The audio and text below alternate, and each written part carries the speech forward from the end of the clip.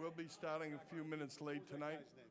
We're just waiting to fill the seats here. A few moments, please. We'll be just a few minutes behind schedule. Thank you.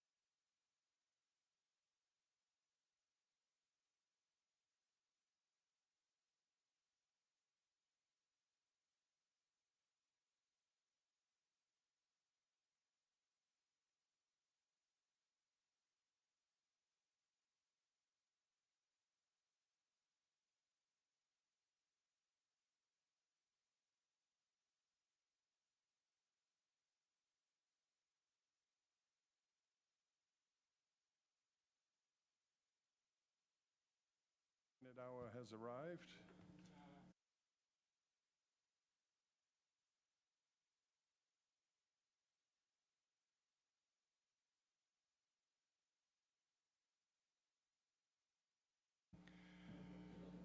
Madam Clerk, could I ask for a roll call, please?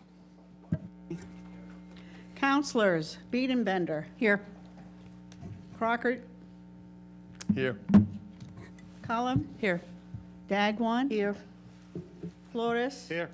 Rapcossetti. Present. Hebert. Present. Levesque. Neary. Schnepp. Here. Steinhilber. Tinsley. Wallace. Here. We have quorum.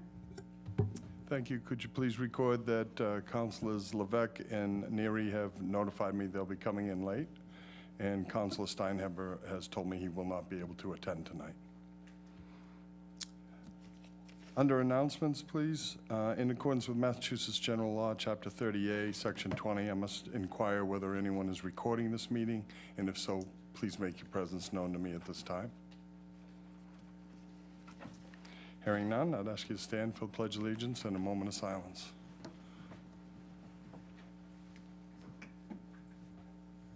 I pledge allegiance to the flag of the United States of America and to the republic for which it stands, one nation, under God, indivisible, with liberty and justice for all.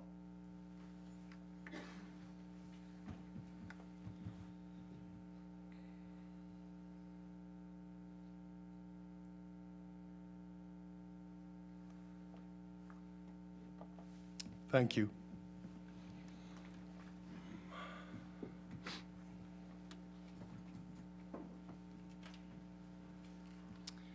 We're at the public comment portion of the meeting. Again, I must ask if anybody wants to speak on an item that's being addressed in a public hearing under old business.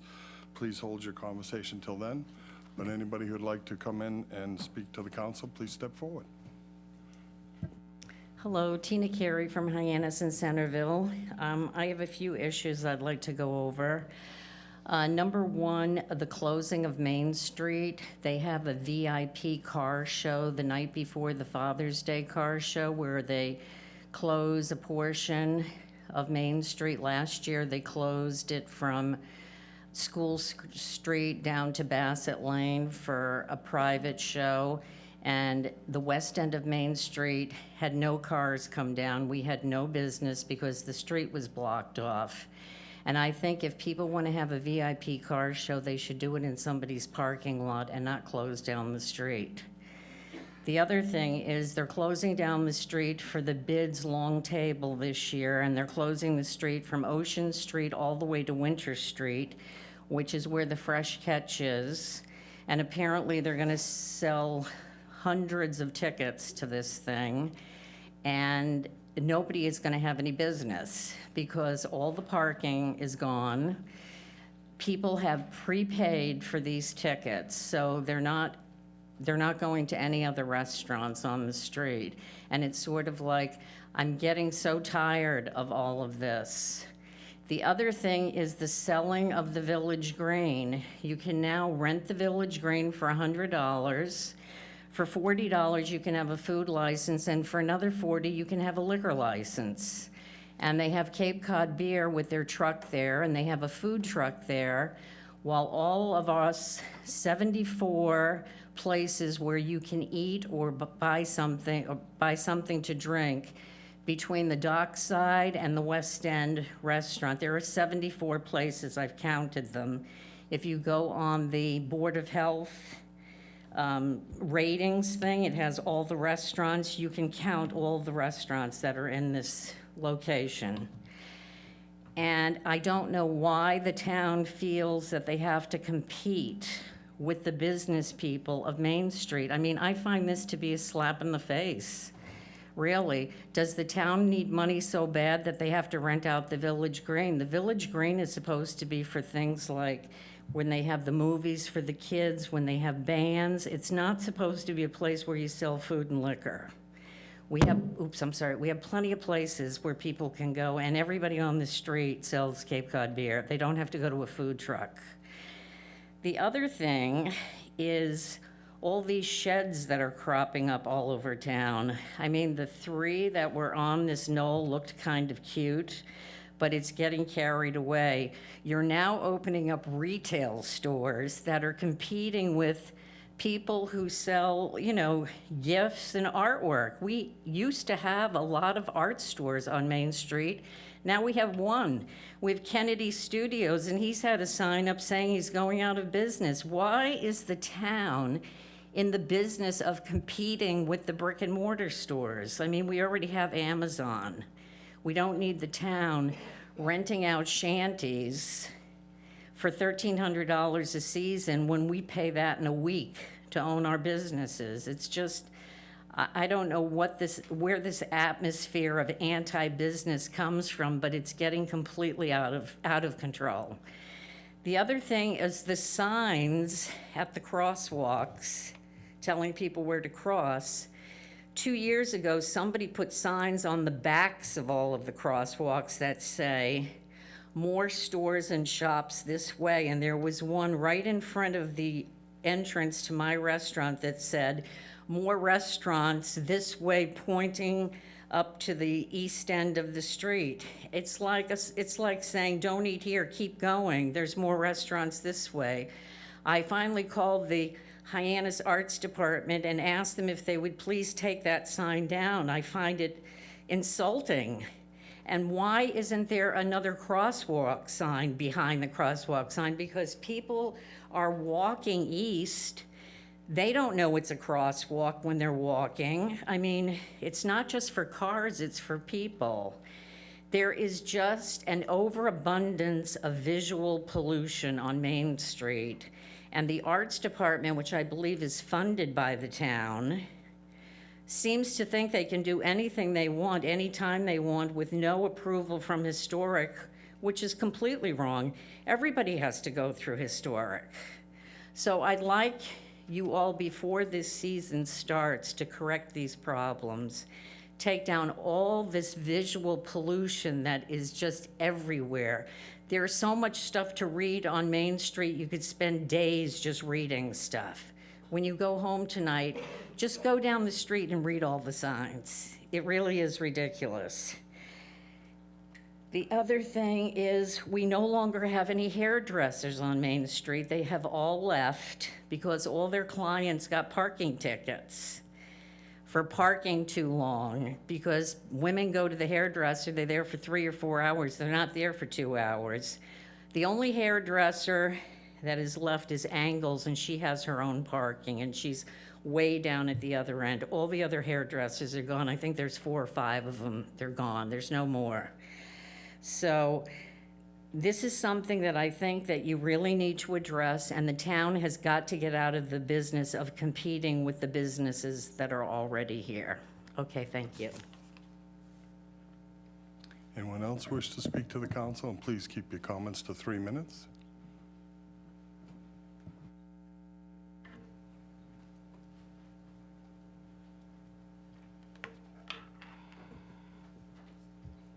Hello, I'm Sue Phelan from West Barnstable, and I emailed all of you earlier in the week, and I tried to follow up with everyone with a phone call today, but wasn't able to make it to everybody, and some people had filled up mailboxes.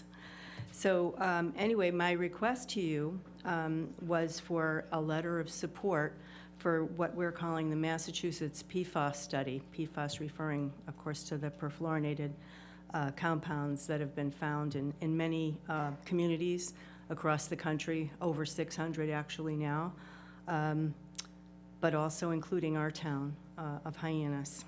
So on May 3rd, our academic research partners at UMass Amherst sent word to the Centers for Disease Control and Prevention announcing our intention to respond to their notice of a funding opportunity, they call a NOFO, for the multi-site health study. Our Massachusetts health study will assess the health effects associated with exposure to per and polyfluorinated alkyl substances, or PFASs, in 2 Massachusetts communities, Hyannis and Westfield, that have had the drinking water contaminated with aqueous film-forming foam used in fire training exercises.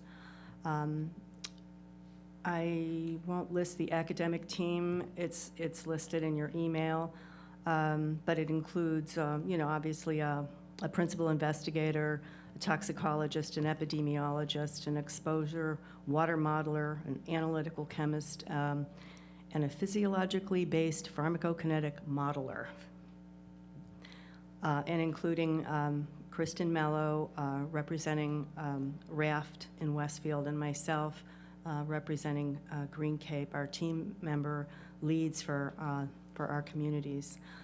So since learning of our exposure, decades-long exposure at this point, we've been advocating for the affected residents, and including the significant environmental justice community here in Hyannis, with the various local, state, and even federal representatives. Kristen has gone to DC 3 times already, including yesterday. All of these communities that have been exposed to PFAS have questions, and we trust the researchers at UMass are going to help us find some answers. Participants will learn their blood serum PFAS levels and how theirs compares to others in the local community and nationwide. As more communities discover PFAS, and that's almost a guarantee, they'll have many of the same questions and concerns that we face now here in Hyannis. And this PFAS study could be the beginning of understanding exposures and the effects, and bringing together disciplines and resources that as a city we would not really have access to. And those resources will be needed by other communities and future generations, since this is called the forever chemical. And this will be conducted at a public university with a statewide footprint. So I was writing to ask you for a letter of support to be sent to Dr. Timothy Ford, who is the principal investigator, voicing your support for this study.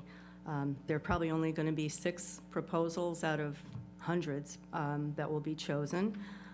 It's a competitive process, obviously, and letters of support will make a significant difference. And I hope that that you can offer your support here tonight, and have someone representative of you send a letter to Dr. Ford, unfortunately by Monday. ATSDR didn't give us a whole lot of time to put this together, but there's a lot more on a website describing the protocols and the policy. It's a couple of 100 pages long, but I did put the links in your email if you want to look into it further. But thank you for considering this request. Anyone Anyone else want to speak to the town council? Please sign in, make yourself known. Welcome. Hi, I'm Lucy Loomis. I'm the director at Sturgis Library in Barnstable Village, and I can't write and talk at the same time. Just for clarification, Lucy has another engagement, so I'm happy to have her speak because of her time spent with the library regarding the library issues. Thank you, Lucy.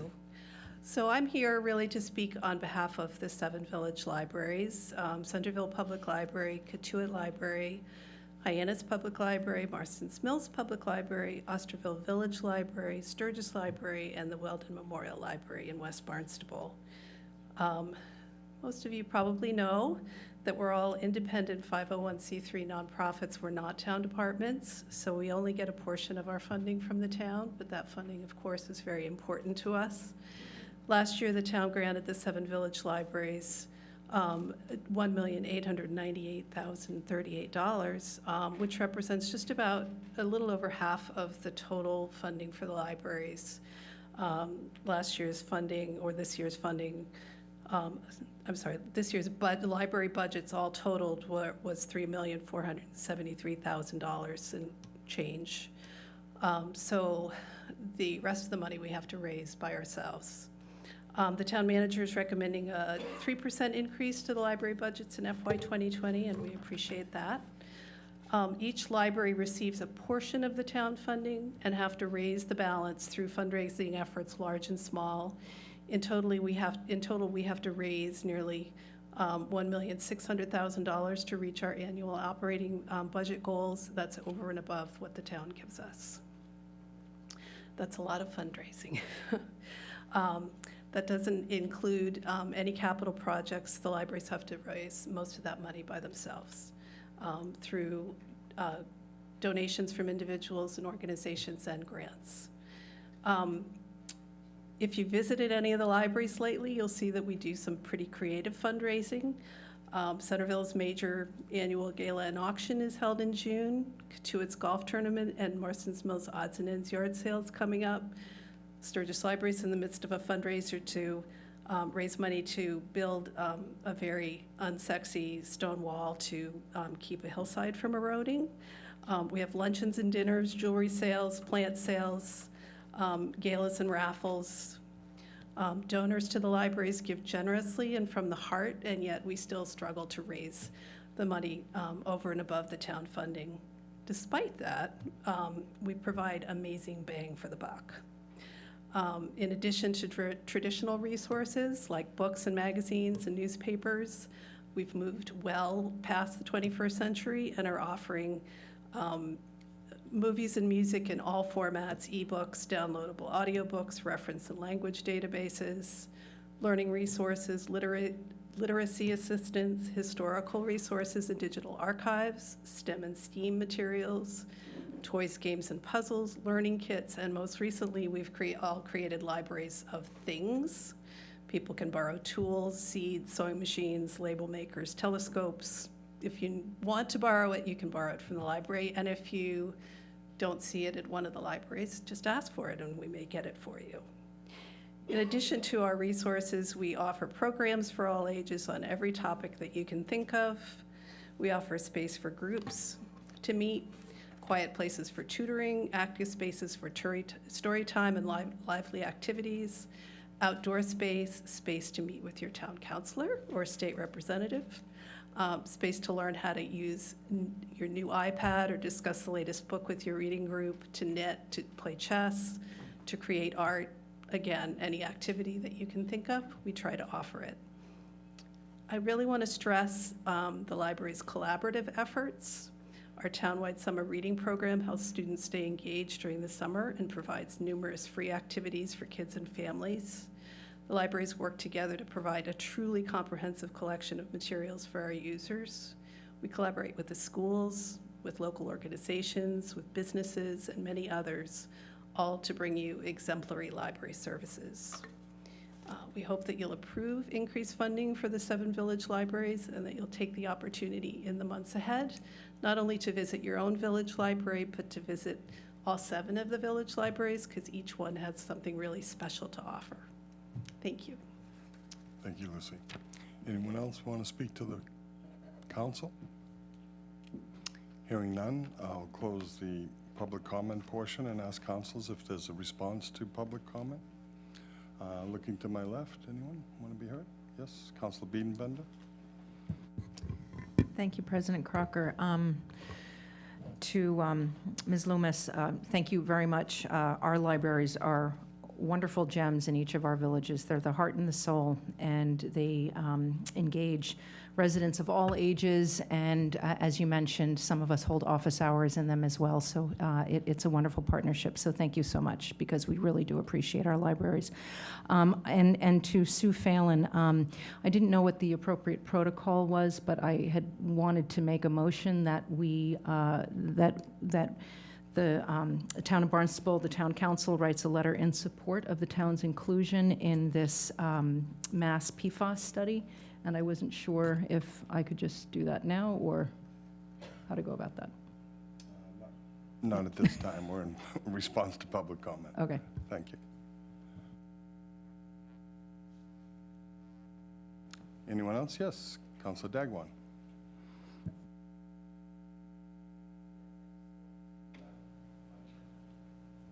There it is.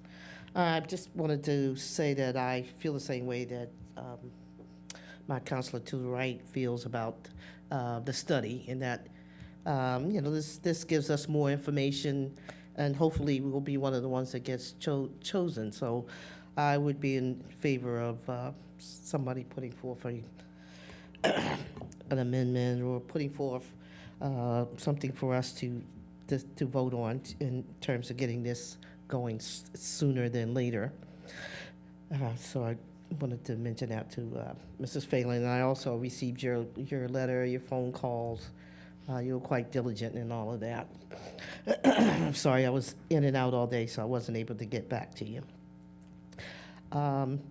Ms. Carey, I did have some concerns about your statements. This coming Sunday, I'm a member of the Hyannis Open Streets Committee, and we are planning on, again, closing down Main Street in Hyannis.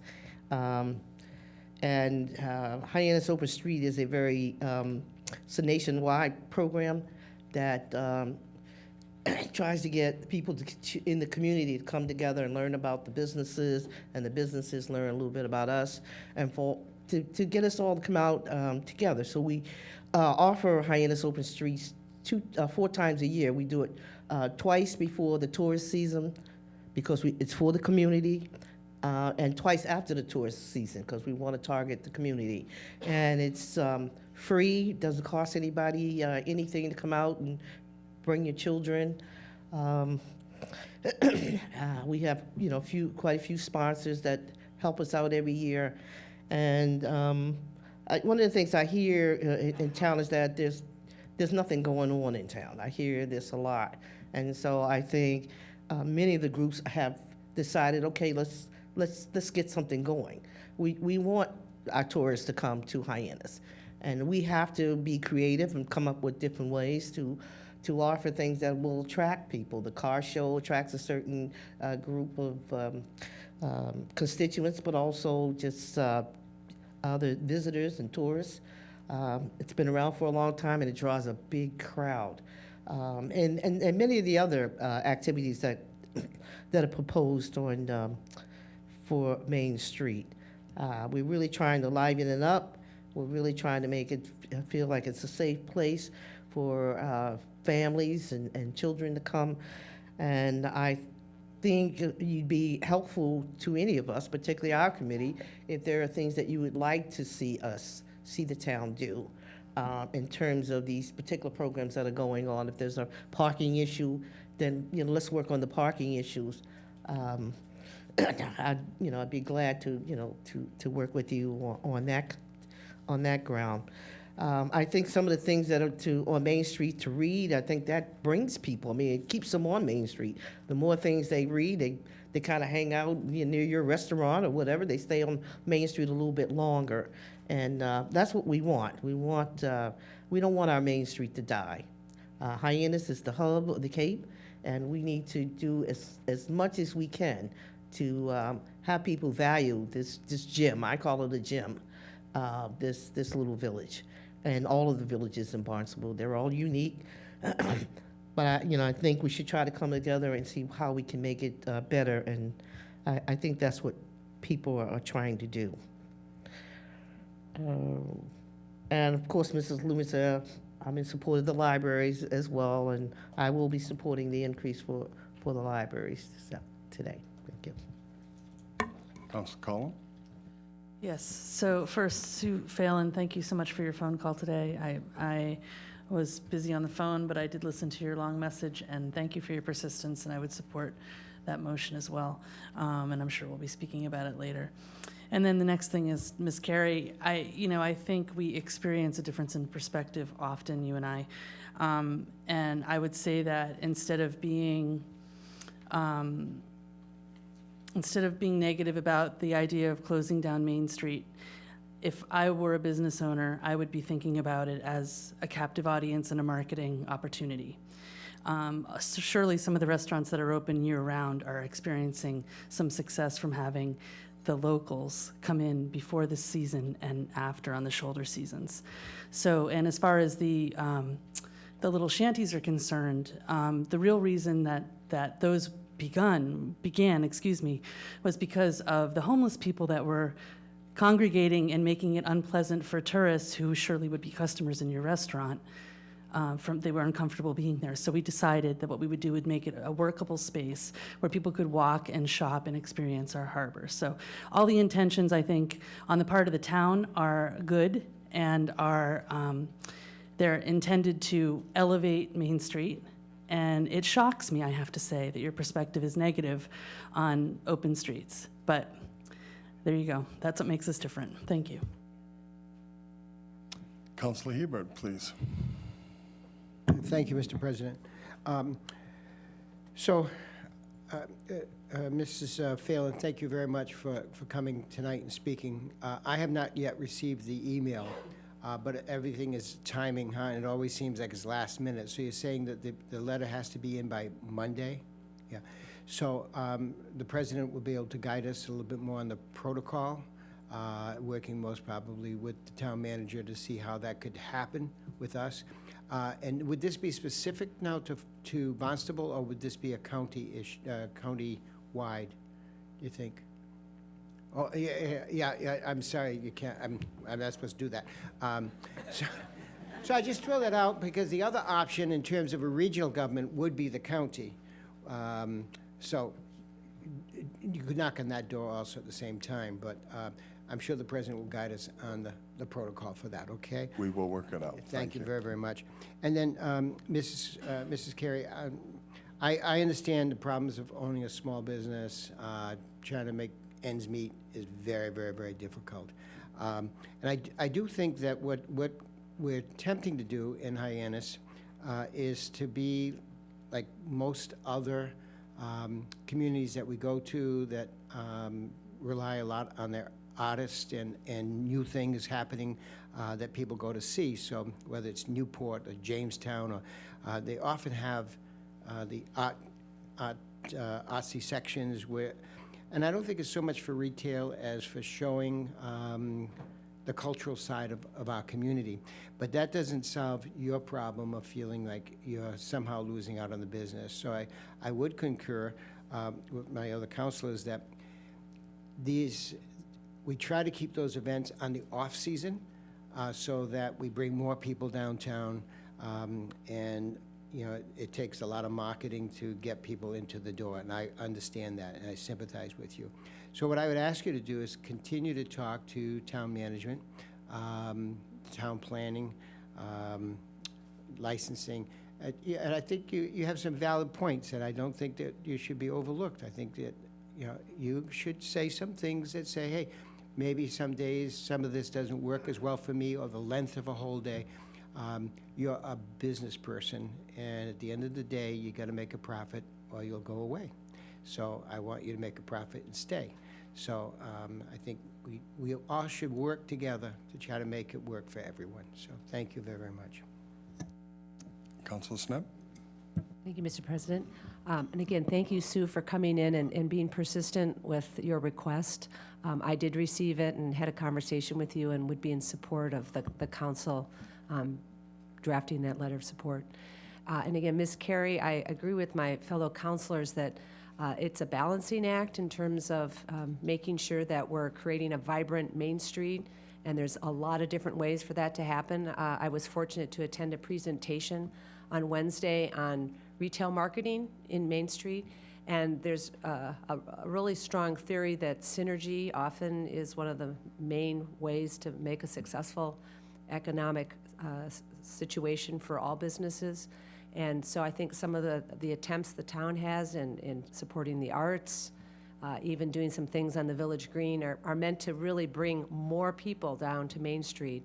And the hope is that they're going to discover your business as well as others when they make that visit. So, and I couldn't not say how much I support the libraries. And not only do we have the 7 wonderful libraries, but they give us access to the CLAM system, which gives us access to an endless array of books and resources. So definitely will support your request. Councilors, all set? Mr. Vice President? Thank you, Mr. President. Just 3 quick comments. The first, Susan, thank you for contacting me relative to that letter. I know in most RFPs and grant proposals, usually there are sample letters that come along with the proposals. If you have a copy of that letter, most of them are usually boilerplate, to be quite frank. If you would have that, then that would allow us as the town council to turn that around that much more quickly. So if you have that, you should probably get that to our town administrator, who's sitting over to your right. So I would encourage you to do that. Secondly, always Lucy Loomis, being on the north side in Precinct 1, she runs the Sturgis Library, does a terrific job, and I too will be supporting the budget. I wish we could probably appropriate a few more dollars so that you wouldn't have to go out and raise, almost 50% plus. But you did make mention that some of us do use that facility for our constituent hours, and yes, I, along with State Representative Tim Whalen, every 3rd Friday from 3 to 4 o'clock in the reading room, have constituent hours, which is coming up actually tomorrow. And it's always, we are welcomed. We always see a lot of people. And the one thing I can always say is that even on a Friday between 3 p.m. and 4 p.m., the library is always busy. So hats off. So I'll support that. Finally, regarding Hyannis Main Street, I understand, Tina, what you're saying. There has to be a balance. I'm not going to reiterate what my fellow councilors have said, but I think you've raised some issues that should give us some pause and some thought, and things that we can work through so that relatively everybody collectively can work better towards bringing people into Main Street. That's the ultimate goal, is to raise the level, if you will, of participation on Main Street. And as opposed to speaking against it, I'd suggest that maybe come up with ideas that you think would be more successful in terms of bringing folks not only to your restaurant but to other folks up and down Main Street would probably be the direction I would go. But I heard you, and I think it's something that we should consider. With that being said, that's it. No, I'm afraid that passed. Thank you. I'm sure you'll have a chance to speak with some of the other articles that are in front of us tonight. I'd like to address these comments. Yeah, we don't do that, sorry. Any further council comments, response to public comment? Okay, I would close that portion. And we are fortunate tonight to have Patrick Princey, the Barnstable member to the Assembly of Delegates. And with my board's permission, I would invite him to come forward and speak to us for a moment. Patrick, please, how are you? Good. I'm well, thanks. Good evening, Council President, members of the Barnstable Town Council. Thank you for allowing me to come before you briefly to talk about a few items. I'm still there on the county, serving on the county level on behalf of the residents. I was recently appointed this past term chair of the Finance Committee, which is great because I get to oversee most of the financial operations, all of them that go on. And, we've done some good things over the last 4 or 5 years as far as our finances go, thanks in part to former county commissioners, the county management. We've been basically working to more or less hone in on the core services that the towns depend on. the services like the county dredge. We just recently purchased a new county dredge. The county health lab for the water testing, we recently purchased a new piece of equipment that can test pretty much everything, including PFOS. So those are the investments that we're making that are important to save the town's money. I'm here a little bit about the Fire Training Academy, to talk about that a bit. It has been, there have been some sort of mixed signals going out there in the public, and the long and short answer to everything is that it will be cleaned up by the county. There's new equipment that we invested in for maritime apparatuses, and there's been some concern that they're purchased and that those will be delivered to the county, current county Fire Training Academy site. They won't be. So the efforts, we also, at the last meeting, we approved $500,000 to go into cleanup efforts over at the Fire Training Academy. So again, your town management here and you folks have done a great job, putting the pressure on the executive level at the county, so I didn't really have to do as much. However, I have a good sense from the other members of the assembly that I do have support if things don't work according to what the citizens here want, as well as the Department of Environmental Protection wants. So that's pretty much it. That's what I have. I also want to mention that there's another movement that's going on countywide to ban glyphosate. It's the chemical that's found in Roundup. Not necessarily ban it on the store shelves, but the stewards of the community, the town leaders in the towns, making the effort to not use it on their properties. And the majority of the towns on the Cape currently don't use it. They have policies in place to not use it. We're one of the towns that I understand still uses it. So I would urge you to work with a group called POCA, P-O-C-C-A, to try and get that policy written and in place. I do have office hours once a month at the Daily Paper on West Main Street. It's the first Friday of the month in the morning from around 6:30 to 8 o'clock. And I also would meet with anyone as needed. So if you have any questions for me, I'd be happy to answer them. If I can't, I'll certainly get back to you. Thank you. Any councilors? Yes, Councilor Hebert. Thank you, Mr. President. Patrick, thanks for coming in. Patrick, on the glyphosate, there is apparently, in the state level, a pre-exemption apparently that makes it so that communities can't ban it, the use of it within their community. We can not use it on our property, right? So, Exactly. But I think there is a movement, I'm going to say kind of regionally, and with some support from our delegation, to make it very clear to the Commonwealth that because of our single aquifer situation and that we have wells everywhere, it's impossible to kind of spray that without necessarily affecting somebody's well. So I'm hoping that with the county support and all the 15 towns in our region, if we petition the Commonwealth through our delegation to make an exception to Cape Cod to allow us to actually ban the use of it within our communities, I think we'd go a long way in trying to protect our water. So I'm hoping that we can work together as time goes forward on that. Okay. Thank you, Mr. Princey. Thank you. Any other councilors' questions? I have a couple for you, if I could, Patrick. Sure. How are you? Long discussed is the lab and the lab's ability to assist the towns as a real place where the county could have an impact with us. We all send things all over to get them serviced. We just found when we were looking for someone to test PFOS, where I believe we ended up in Dartmouth or somewhere, because nobody is up to speed or nobody's testing at the low enough levels. So whatever you can do to assist the community of Cape Cod to bring forward that lab to its capacity would be greatly appreciated, and certainly appreciated by our councils and our management. That's long been a position of both the manager and this council. I do want to just take a small correction about glycose. We have, for a long time, had a standing policy that glycose was not to be purchased by anyone in town for use in town.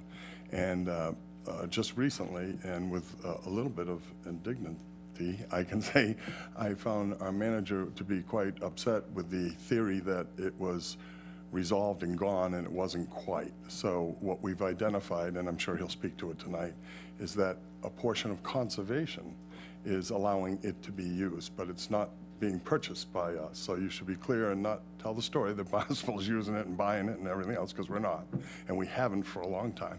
But we have found a source where somewhere tied through our process is that process. But please be assured. no, that's this information that I manager is had, hot under the collar, and he has never allowed it to be purchased for several years now. So don't let those stories go wild. Well, not purchase, I said use. Well, we don't use it if we don't property, okay. purchase it. We don't use other people's Okay. stuff, I know that. All right.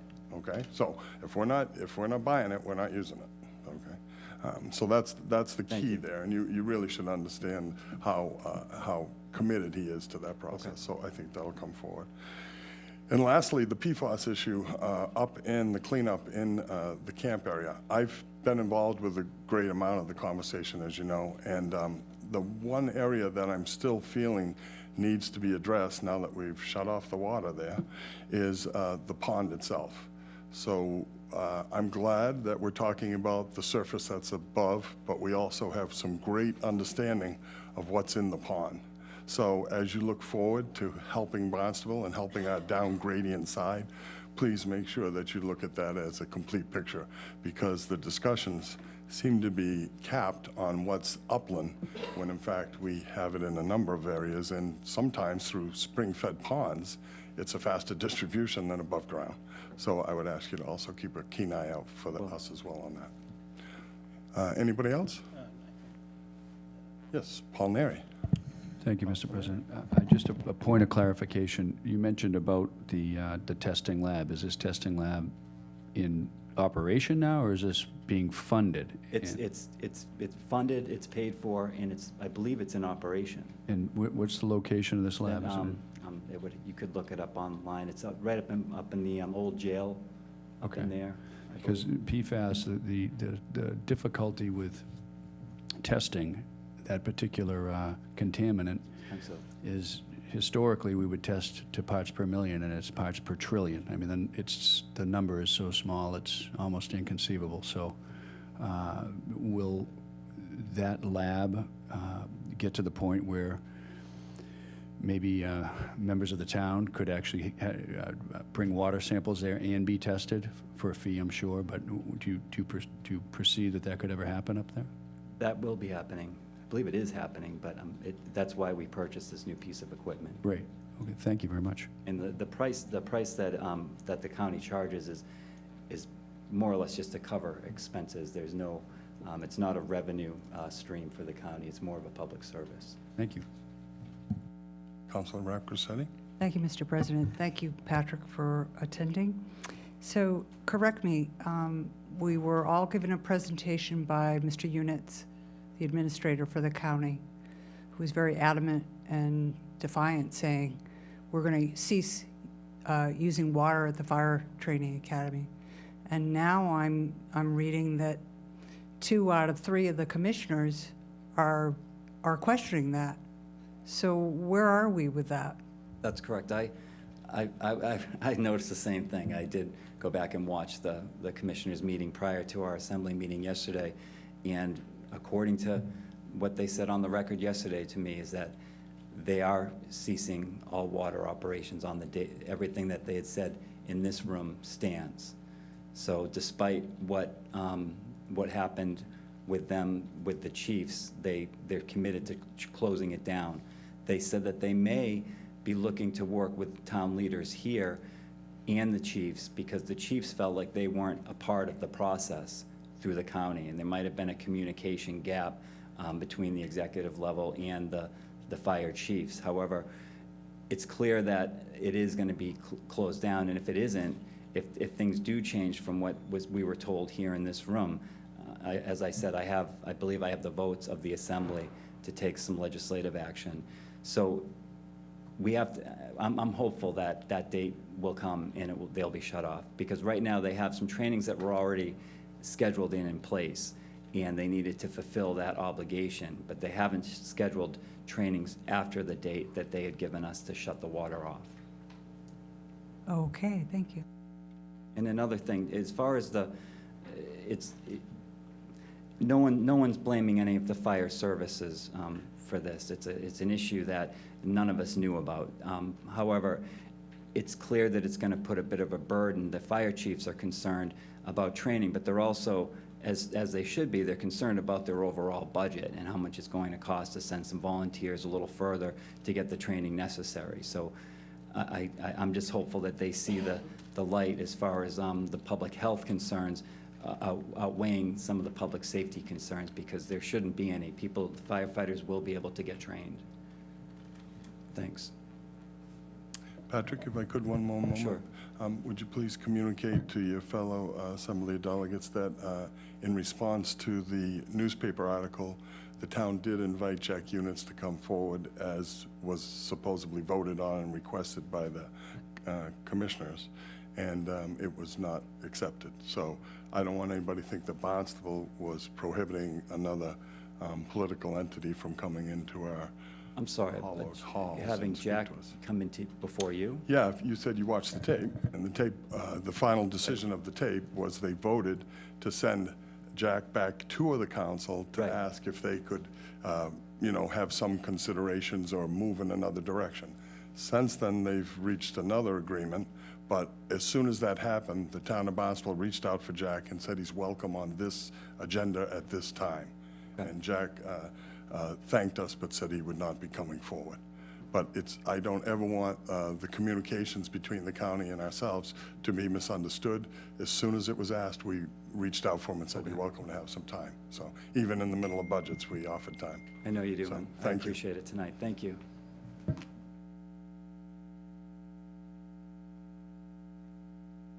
Mr. Town Manager, please.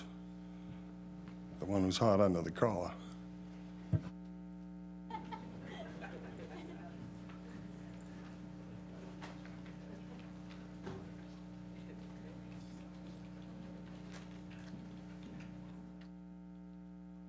Who says I don't know how to break the ice, huh? That's right. Good evening, Mark Ells, Town Manager. I'll have to think of which issue I want to address first. I can't even read yet. I have to, I've got a whole menu of items. I can say to you that the issue of the Fire Training Academy is not about fire training.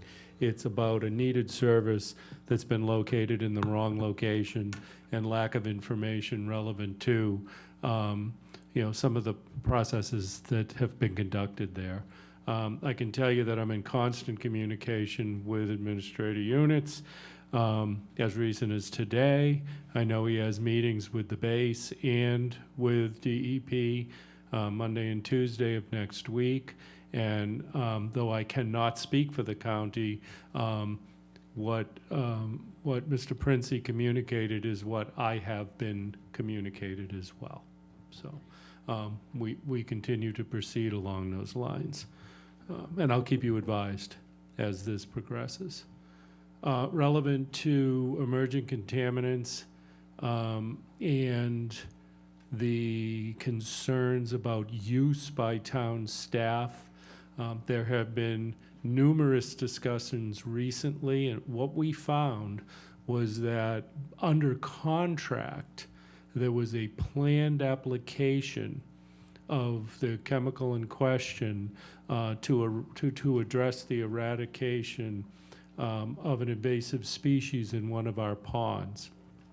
As soon as that was identified, it was a fanwort removal project, and it was stopped, and a more broad discussion came forward among staff.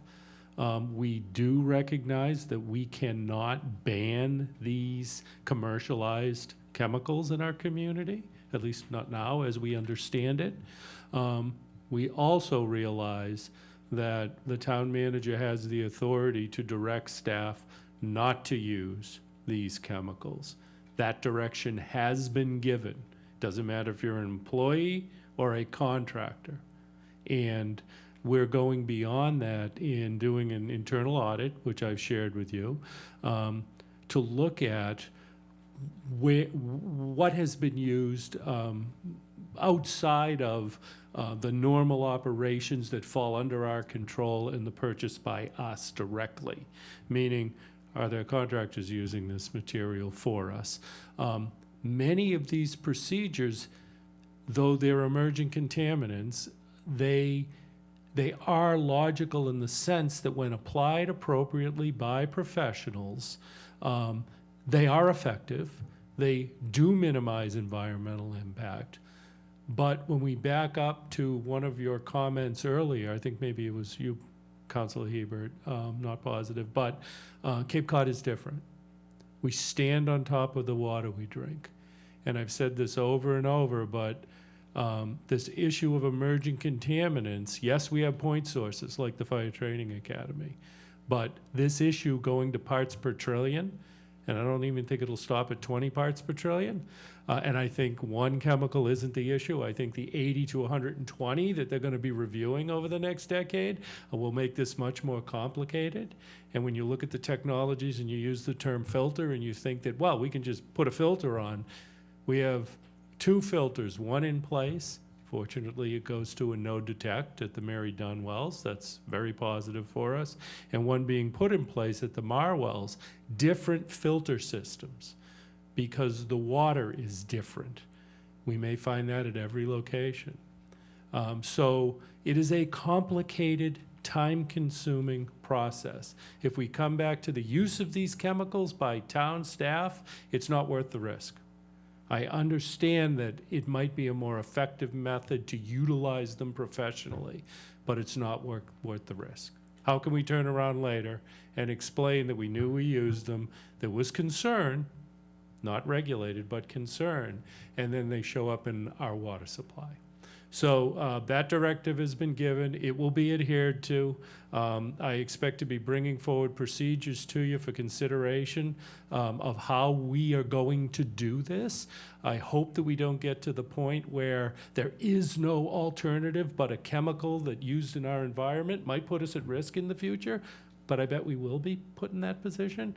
I mean, Fire Home, I don't think anybody thought, they were trying to save lives. So I don't think anybody thought that we would be addressing the types of issues we are today.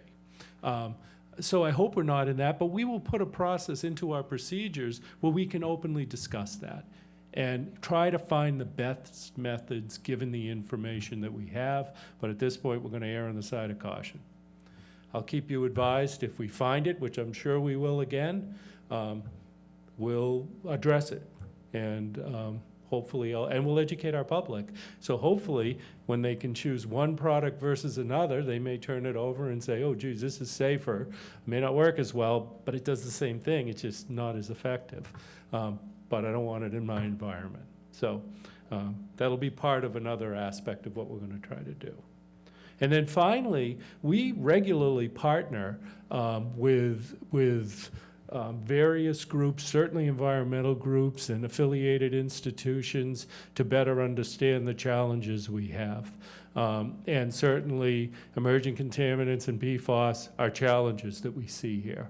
And I think Ms. Phelan is absolutely right that, you know, a lot of communities haven't had to even sample for this yet, and we're actually having a lot of telephone calls, I am, from other managers across the state relevant to this, because it's a new issue for them. And the more recent goals that the state are looking at are kind of stimulating that discussion. So now they're wanting to have a statewide coalition to begin to address this at the administrative level. And what does it mean, and how do you manage it, and how do you communicate with your public? We are supportive of these efforts. So, and Ms. Phil took the time to come in and meet with me. There is another group that we work with regularly that has come in and met with me, so I can put forward support for it. I don't know if that creates confusion. You know, I think they're both valid efforts. So we can certainly proceed along those lines, and I will communicate through the chair to be able to provide support in that area. Okay? Did I get all of them? That's right. I'm not that hot, right? Okay. Not that. Oops. This is my town manager report for the period of May 3rd to May 16th, 2019. We are proceeding with the tasks in the budget action calendar for FY 2020 ahead of schedule. This evening, we will begin the second read of the appropriation orders for the Town of Barnstable FY 2020 operating budget. In accordance with Section 6.2 of the town's charter, we have posted the town's FY 2020 operating budget on the town's homepage under notification, operating budget, a typo in there, and provided the town council with printed copies. The Director of Finance and I will present a summary of the FY 2020 at the end of this communication. We won't do it when we get into the actual orders. We have received a comprehensive financial advisory committee report on the FY 2020 operating budget. I've attached it for you. I believe Director Milne has also forwarded it to Cynthia Lovell, and I'm sure you got it electronically as well. And I'd be remiss if I did not thank the CFAC, our Director of Finance, Mark Milne, and all of our directors and staff who assisted in the preparation of the budget. We look forward to presenting it to you. We're coordinating with Fish and Wildlife regarding the future potential to site water supply wells on the 250-acre parcel owned by the Commonwealth that directly abuts the Hyannis Public Water Supply. The town continues work with Fish and Wildlife to finalize an agreement that would enable the town to install public water supply wells on the 250-acre Hyannis Ponds Wildlife Management Area. We have submitted the final agreement authorizing the installation of test wells on the Fish and Wildlife parcel to Fish and Wildlife for their signature. So last time we told you we were prepping it, it's in. Hopefully we'll sign it in the very near future, and we look to move forward with doing the well installation and sampling this summer. As stated at the last town council meeting, we've completed our new source alternatives evaluation. We view the management of our public drinking water resources in three broad categories: managing the existing sources that we have, meaning the existing wells, securing future potential water supplies, such as what I've just described on the Fish and Wildlife property, and establishing interconnections with abutting public water supplies. We've done this already with Yarmouth and Centerville, Osterville, Marston's Mills. We are specifically talking about the Hyannis water system here. We are proceeding with the public discussion of this report and accomplishments of associated tasks to identify and secure future potential public water supply locations within the town of Barnstable. This includes installation and testing of wells on identified parcels of land within that report. Our DPW has been tasked with the establishment of both internal and external working teams to accomplish this task, and I've requested through the Deputy Commissioner of the Department of Environmental Protection that we commence meetings in May to discuss an expedited permitting process for the siting and approval of future potential water supply wells. We did that because it's typically 3 to 5 years to be able to have a working well. We would hope that we can shorten that time frame. I have discussed, or I did discuss this matter on Tuesday with the Deputy Commissioner, and he said he'd get back to me quickly on this issue. To jump back a little bit to an earlier point, we did take the opportunity through our Director of Public Works to communicate with our fire chiefs. Certainly they are an important part of serving our residents and visitors and businesses in Barnstable. So we took the time to step back after we read some recent articles about this issue of the Fire Training Academy, because we were sure that they just didn't have the full picture of our concern.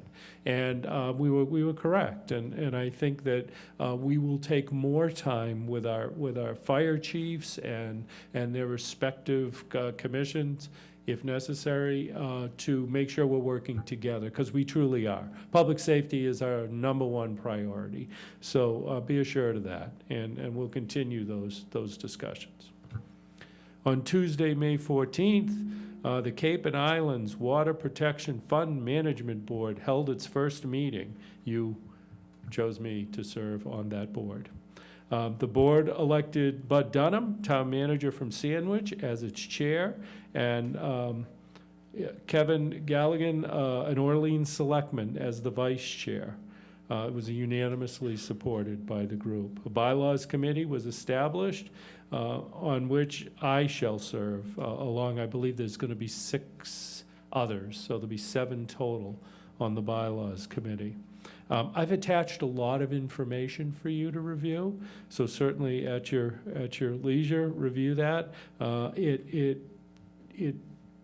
From that presentation, I've attached a PowerPoint that the representative from the Water Pollution Abatement Trust, Nate Keenan, presented, and I think it's slide 18, 17 or 18, I forget which, that outlines, it's the last document in the pile, it outlines how this fund will be administered, and specifically, it will be administered through the state revolving fund program.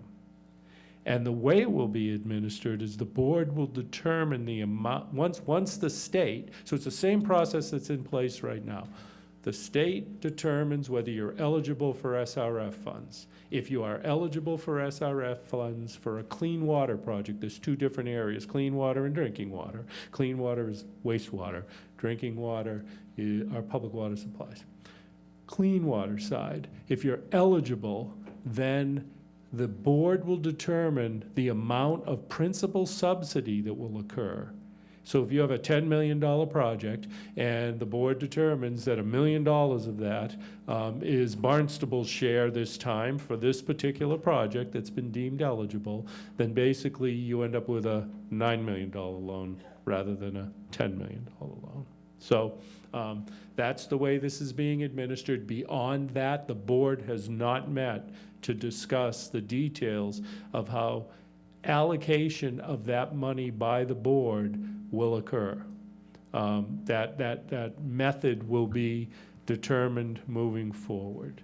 There is also potentially a requirement that whoever you've selected has to serve as a special employee, because by being on a board, it would mean it would create a dual sort of employment. Though you're me, but whoever you appoint is not compensated for this. But you might have to do some sort of, we're waiting for a review by the State Ethics Commission to make sure that you may have to do a special employee sort of designation for whoever you identify as being that individual on the board. And I will bring that information back to you after council for the board and our council reviews it and determines how to proceed. All of that's included in the package that I've given you.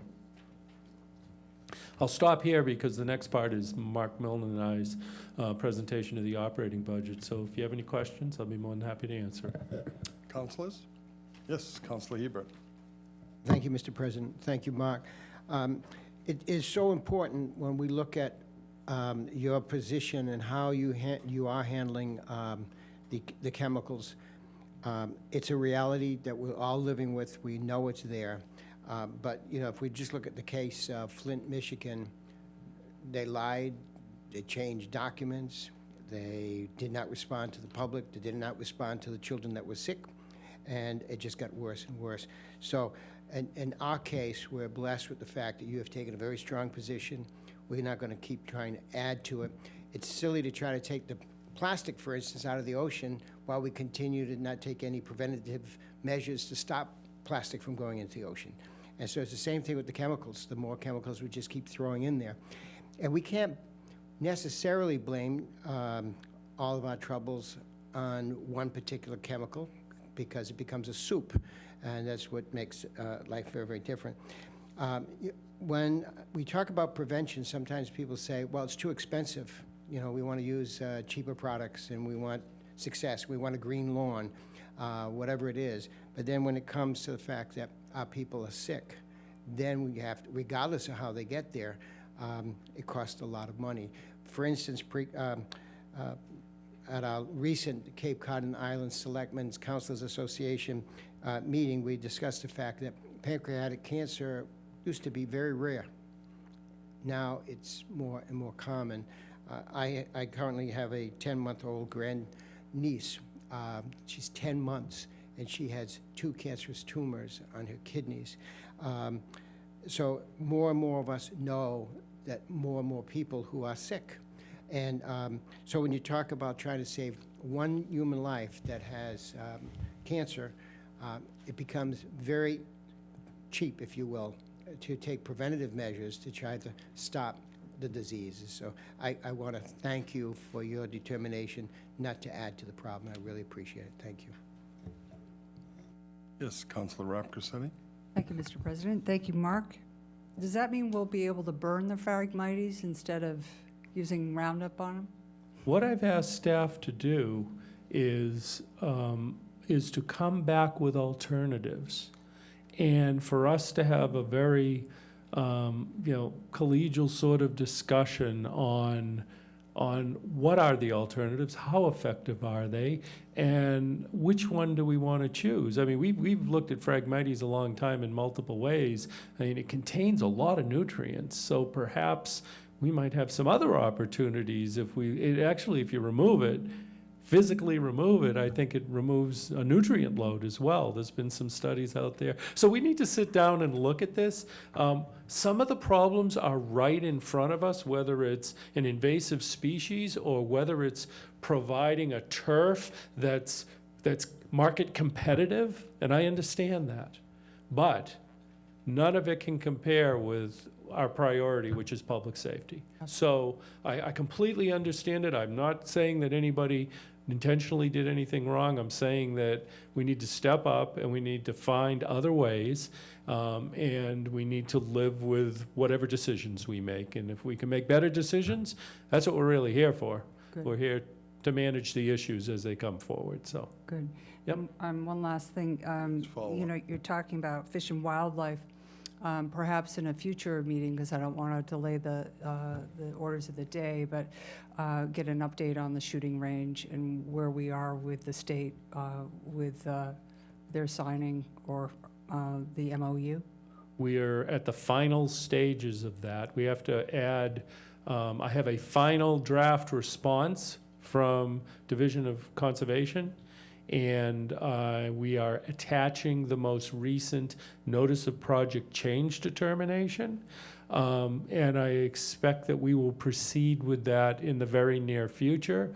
So then once that is done, it allows us to go forward to the state legislature, to both the House and the Senate, and they need to do a 2/3 approval of the land transfers that you all have already voted us to proceed with. I don't control those timeframes. I don't control when the state will sign the MOU, but we are to that point. Great, thank Yep, you. and I will keep you advised as that progresses. Thank you. Of the councilors? Hearing none? Okay, I'd like to move, if I could ask our finance director to come up and assist me. We wanted to give you, If I may, Mr. Yes. Manager, I'm I sorry. think I'm going to ask that I go to communications because I have to solve the Yes. problem that came forward, or not the problem, the issue that came forward with Council Biedenbender, and I'd like to have that resolved. Yes. And then we can go from there right into Mark's presentation and right into orders of the day, if it makes sense. Mark and I were just going to do a brief summary, and then we could go right in if that's Okay. acceptable. Can I bring you up Abs- right after I do absolutely. communications? Yes, Thank you. sir. Under communications from elected officials, boards, communication staff, the process of writing a letter that has a position in it and that has support of both the town council and the town manager is always just a touch tricky and something that we have to pay close attention to. When it comes to an issue like PFAS, though, it's an issue that has litigation attached to it at every round. So we're in a little different quagmire than we normally could be with some of these questions. So what I would like to do is make a proposal to you, and if you're so comfortable, ask if you'd make the motion and see if we can't get a second. I think what we need to do, if it makes sense to my fellow councilors, is we ask the manager to write the letter, and that the letter states the town council has requested and supports this letter of position on PFAS, and that I accompany his signature on the paperwork. But we have a position on PFAS, and we have litigation on PFAS. We have all kinds of things on PFAS. So I'm going to be out of my realm writing it myself. So if you're so inclined, I would ask that we move something like that and solve the issue for him. So I have a first and a second. Anybody need to discuss that further or understand what the position is? It's really about understanding that Barnstable has a position on PFAS, that the council is 100% behind it. We're 100% behind the manager making that statement to whoever sees it appropriately, and both the manager and I will sign that letter as it goes forward.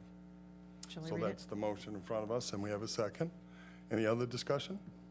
Hearing none, all those in favor, please signify by saying aye. Any opposition? Any abstentions? Please record that as unanimous. Any other communications before we head back to our Finance Director? Yes, Councilor Rapp Grissetti. Thank you, Mr. President. As liaison to a couple of committees, the Mid-Cape Cultural Council, by tomorrow you have to RSVP if you want to attend the this year's grant recipient event, which is at the Cultural Center of Cape Cod on Wednesday, May 22nd at 5:30 to 7:30. You can RSVP to the Mid-Cape Cultural Council at midcapecouncil2@gmail.com. You could also, if you have questions, call Melissa Hirsch with the town. She'd give you some more information. Also, as liaison to Land Acquisition and Preservation Committee, want to announce that they're hosting once again their spring walking series, Friday, May 31st through Sunday, June 2nd. These are tours, guided tours throughout the town.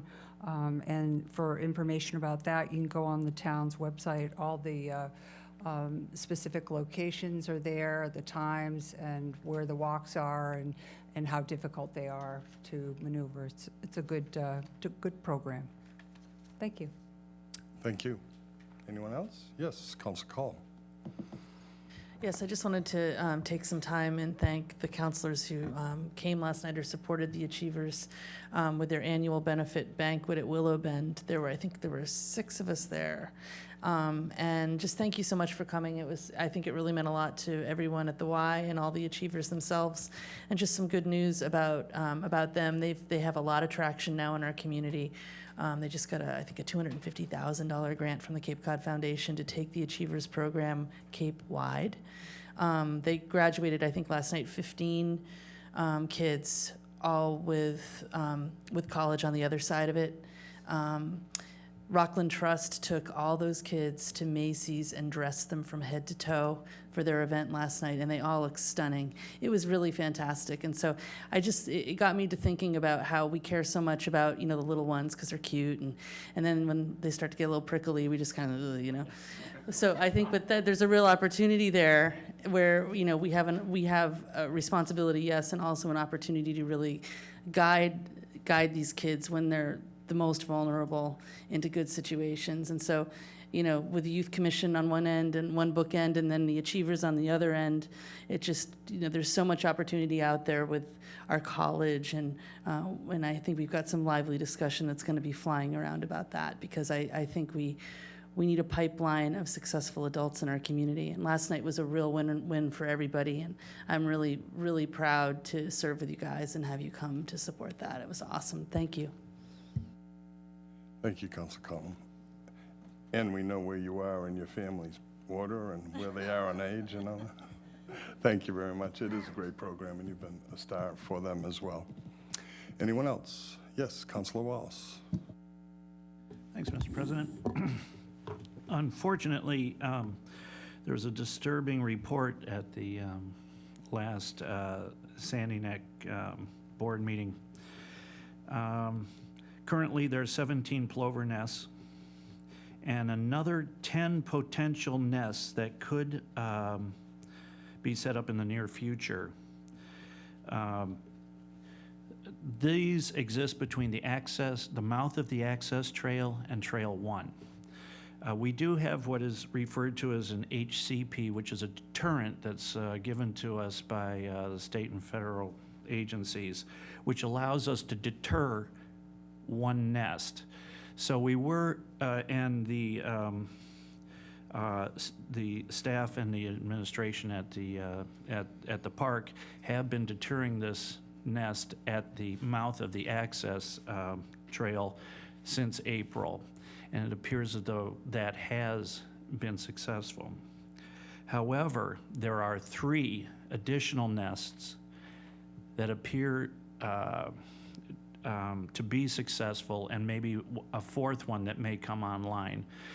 This is going to create a situation for us that will close the beach, and we will only have about 0.5 miles of beach to work with this year.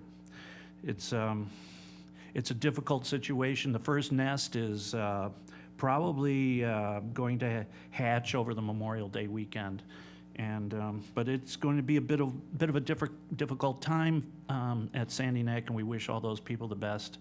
And we hope that our campers and the people that enjoy Sandy Neck will continue to do so, but in a much smaller way. And so let's be respectful of each other. Let's do the best we can to work with each other in this difficult time. We haven't seen anything like this for at least 16 years and probably more. So it's nature. We're susceptible to it. Let's do the best we can. Thank you very much. Vice President? Yes, thank you, Mr. President. Just 3 quick issues. The first being that on this Friday, tomorrow, May 17th, between 3 and 4 p.m., Tim Whalen and myself will be at the Sturgis Library holding constituent hours. We welcome not only Precinct 1 folks, but anybody who might have an issue or a concern. Secondly, Saturday evening is the Fagawi Ball at the Hyannis Conference Center. That is a fundraising event that services many 501c3 programs across the town of Barnstable. It will be running from approximately 6 p.m. onward. Tickets are available, and they are $85, and it is a very fun evening. And finally, on Monday, May 27th, the town's annual Memorial Day Parade will be held on the 27th, beginning at 9:30 at the Centerville Library and starting at 10 o'clock. And then subsequent to that, at the JFK Memorial on Ocean Street, there will be a presentation made at 12:15, sponsored by the Kennedy Memorial Trust Fund, and there will be a ceremony taking place. That's it. Thank you. Any other communications? Yes, Councilor Dagwan. Excuse me. Yes, I just wanted to, again, to remind people that the Hyannis Open Streets will be our event for Sunday from 12 to 5. We got rained out on the last one, which was April 29th, but this weekend's supposed to be a good weekend, a couple nice days. So come out, enjoy some music, and bring your kids. There's lots of stuff to do on the Village Green and all along Main Street. Thank you. Thank you very much. Anyone else? I need to go back to the start of this particular portion, just so we're clear on the motion that came forward by Councilor Biedenbender.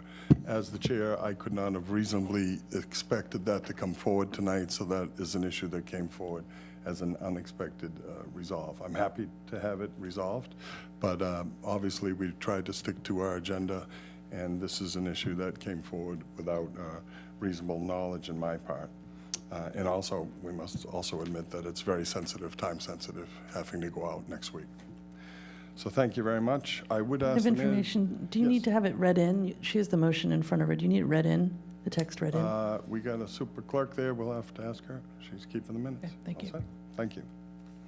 I would ask the manager to wait one more minute because we seem to have, if we go to orders of the day, we seem to have a piece of business that tops our heading here that does not have to do with our operating budgets. So is that permissible to you all to move forward to orders of the day? And I'd ask the Vice President to read in 2019-088 and to withdraw it without prejudice, please. Yes, this is item 2019-088. It was under new business. It was a public hearing. It would have been a roll call, two-thirds vote, authorizing the town manager to execute a regulatory agreement between the town of Barnstable and 720 Main Residences LLC for property located at 720 Main Street, Hyannis, Mass., proposing that we withdraw this without prejudice. I have a first and a second. Just so you know, we all received the letter, or at least it ended up on my desk, requesting by the applicant that it be withdrawn, and it's being withdrawn without prejudice. It did need a two-thirds vote, so if there's no further discussion, I'd throw it to our able clerk to call the vote on that, please. Counselors, Beden-Bender, Yes. Crocker, Yes. Cullum, Dagwan, Yes. Flores, Yes. Rapp-Rossetti, Yes. Hebert, Yes. Neary, Yes. Schnapp, Yes. Wallace. Yes. It's unanimous. Thank you very much. Mr. Manager, we'd invite you back, and please, happy to have our finance director with you.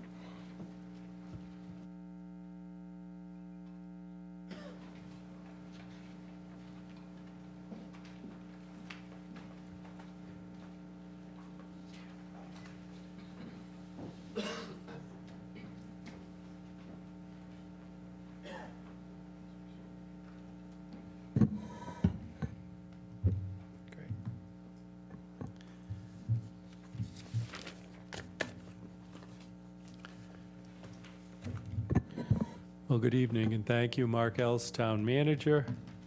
We're excited to be before you tonight to begin discussions on the FY 2020 operating budget. Our operating budget addresses the town's responsibility to provide efficient and effective services to our resident. This budget aligns the town council's strategic plan goals with the programs and services proposed for the next fiscal year.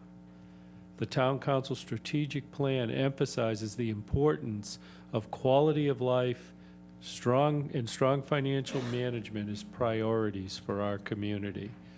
The proposed FY 2020 operating budget maintains our current levels of service and provides additional resources that preserve the quality of life we enjoy while being fiscally responsible.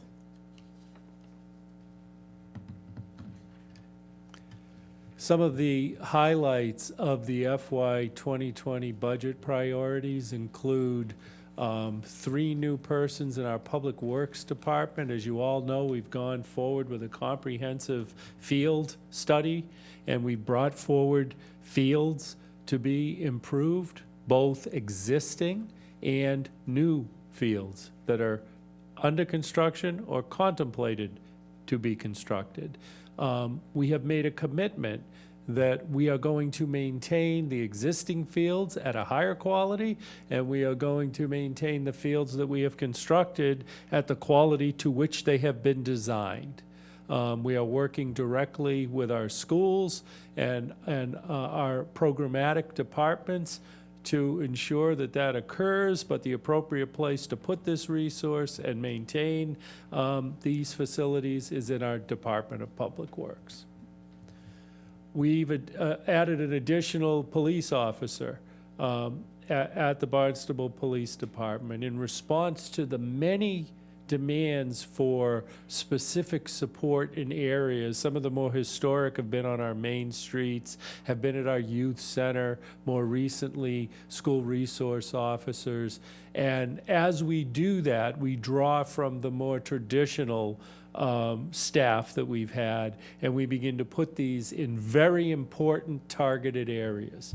We're pleased with the work that is being accomplished by our police department.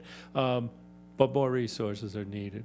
Certainly, we want to see our Main Street, especially during peak season, but quite honestly, it goes well beyond that at this point to a year-round effort to try to make sure that it's a place that all of our residents and visitors and businesses feel safe and want to frequent. So another investment there. You will see that to be reoccurring, and we'll be more than happy to talk to you about where we feel we need to be in our numbers. An additional position at our Youth and Community Center.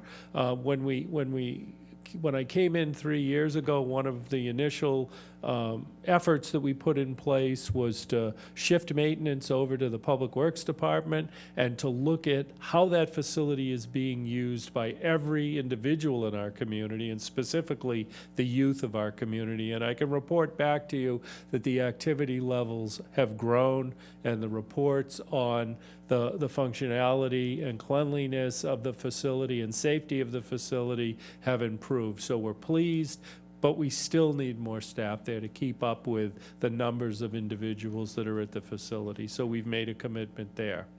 Other investments relevant to operating capital in our vehicles, machinery, and equipment in Public Works and the Police Department, voting machines, refreshing technology, dealing with invasive weed controls in our water bodies. I've described to you that what we won't be doing, but certainly, again, there are many methods to look at this. So the program doesn't stop. It's just when we find that some of our past methods need to be modified, we are committed to do that.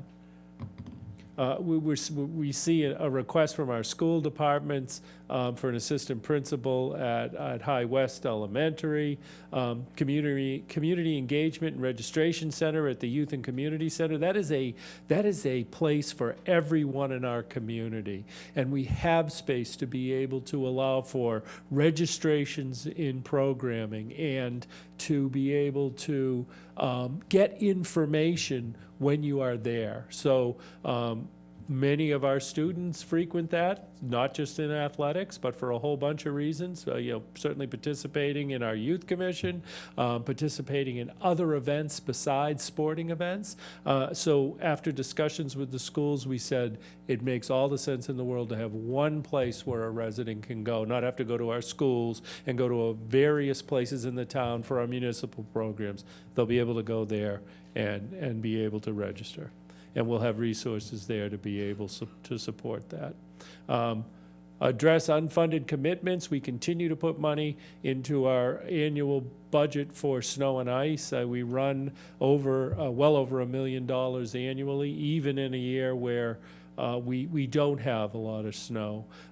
We have a lot of black ice calls. We have to buy materials to prepare for the potential storm. So that every year, based on the finance director's evaluation, we try to build that. If you don't, we can deficit spend. It's one of the few areas that we're allowed to do it. But we've got to make it up in the subsequent year. So if we know that we should be planning for a set amount, we try to build that, and we have been building that into our operating budget. And different issue, but same theory. We're trying to build the amount that we put into our various obligations, OPEB being one of them. So we're going to up that by $50,000 to $550,000 a year. Enhanced funding for capital program addressing capital needs. You've already seen that come before you. Maintaining a strong financial foundation with a balanced budget with strong budget flexibility and healthy reserve levels for a very strong liquidity. I'll continue along that discussion of strong financial foundations and share with you financial accountability remains at the core of our budgeting goals. Maintaining a structurally balanced budget provides more certainty for the continuity of services. This budget provides a financial plan for meeting the operational needs of the town, and it adheres to the town council's budget policy to limit the increase in property taxes to the limitations under Proposition 2.5. The operating budget for the general fund and the town's 9 enterprise funds is $210 million this year. Jump ahead here. I'm sorry. The town of Barnstable is committed to maintaining to a well-established financial integrity, our AAA bond rating, along with budget and finance and reporting awards are indicative of this commitment, and we have received our 18th consecutive Distinguished Budget Presentation Award for FY19, and a certification of achievement for excellence in finance reporting for 17 years in a row, demonstrating a high commitment to quality reporting and providing comprehensive financial information on behalf of the efforts of our finance team. Strong financial management practices are embedded in the town's charter and the administrative code, including but not limited to a reserve policy, annual 5-year financial forecasts, 5-year capital improvement programs, as well as close monitoring of the monthly budget reports.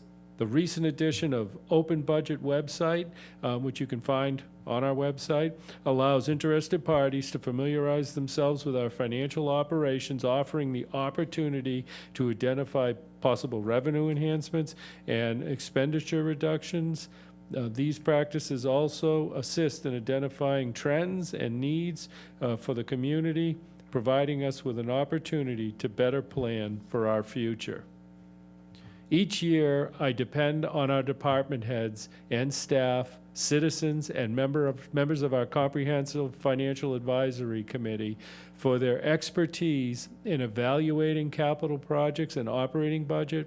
The CFAC's second set of eyes helped produce a better product, and we thank them for the many hours spent on reviewing and commenting on the capital budget and operating budget. And I've put in your package tonight their operating budget report. For the past 4 years, CFAC has produced a financial overview report which gives the readers concise information as to how the town operates by condensing the 500-plus page budget book down to several concise pages of information. And this is a very useful guide, and I appreciate the work of CFAC. Communication and civic engagement are keys to making our government work. We understand that community outreach and citizen engagement are shared goals by the town manager and town council. It is at the core of what we do and continues to be a priority. The town has updated its website to make it more user-friendly, and numerous communications are provided, including a weekly newsletter, monthly bulletins, comprehensive programming on Channel 18 and 22, and we've added Open Budget website, providing citizens with real-time financial data on the town's operating and capital budgets. I can't say enough that this doesn't get done without an excellent staff.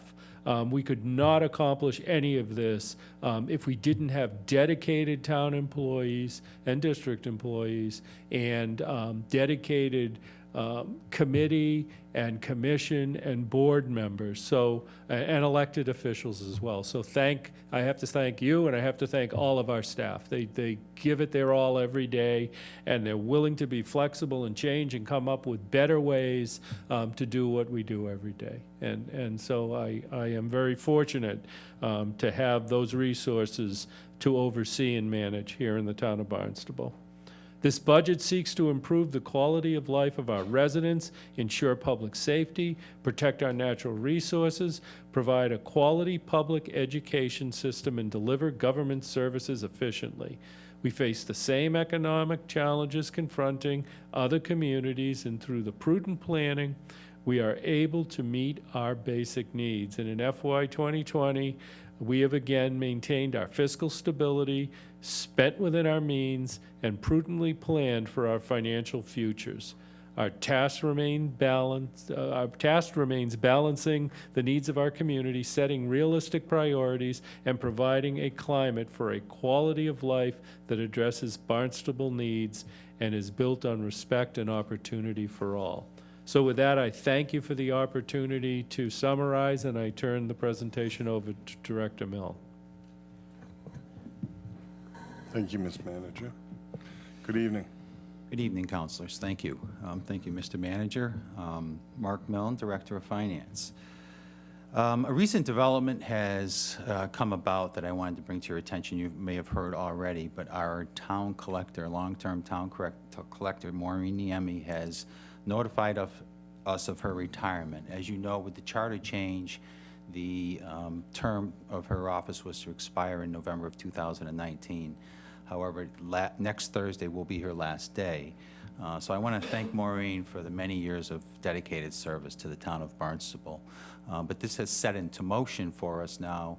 What do we do from here? So we are going to bring forward to the council for a first reading on your June 6th meeting a proposal to reorganize some departments within the finance division to consolidate the offices of the treasurer and collector.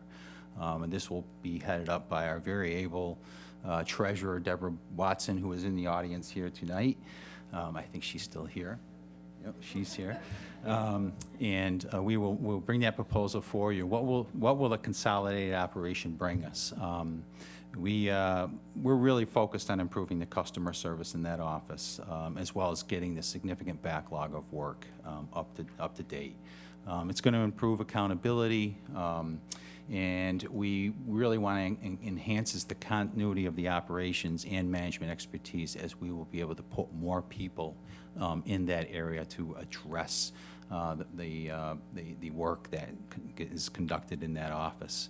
It'll provide us a more efficient cash management, and we have set the wheels in motion by redrafting all the job descriptions now. Many people's jobs are going to change as far as responsibilities. And again, we'll bring that forward to you for consideration for first reading at your June 6th meeting. We will not need, we did not know this at the time we were, that the reorganization was going to happen at this date, but we will not need to change the budget that's before you tonight. For the Administrative Services Department, we can work within the budget that we have to make this happen. This is what the new organizational structure will look like with those 11 full-time equivalents. With a treasurer, collector overseeing an assistant collector and assistant treasurer, and then the staffs under each one of those areas for a total of 11 people.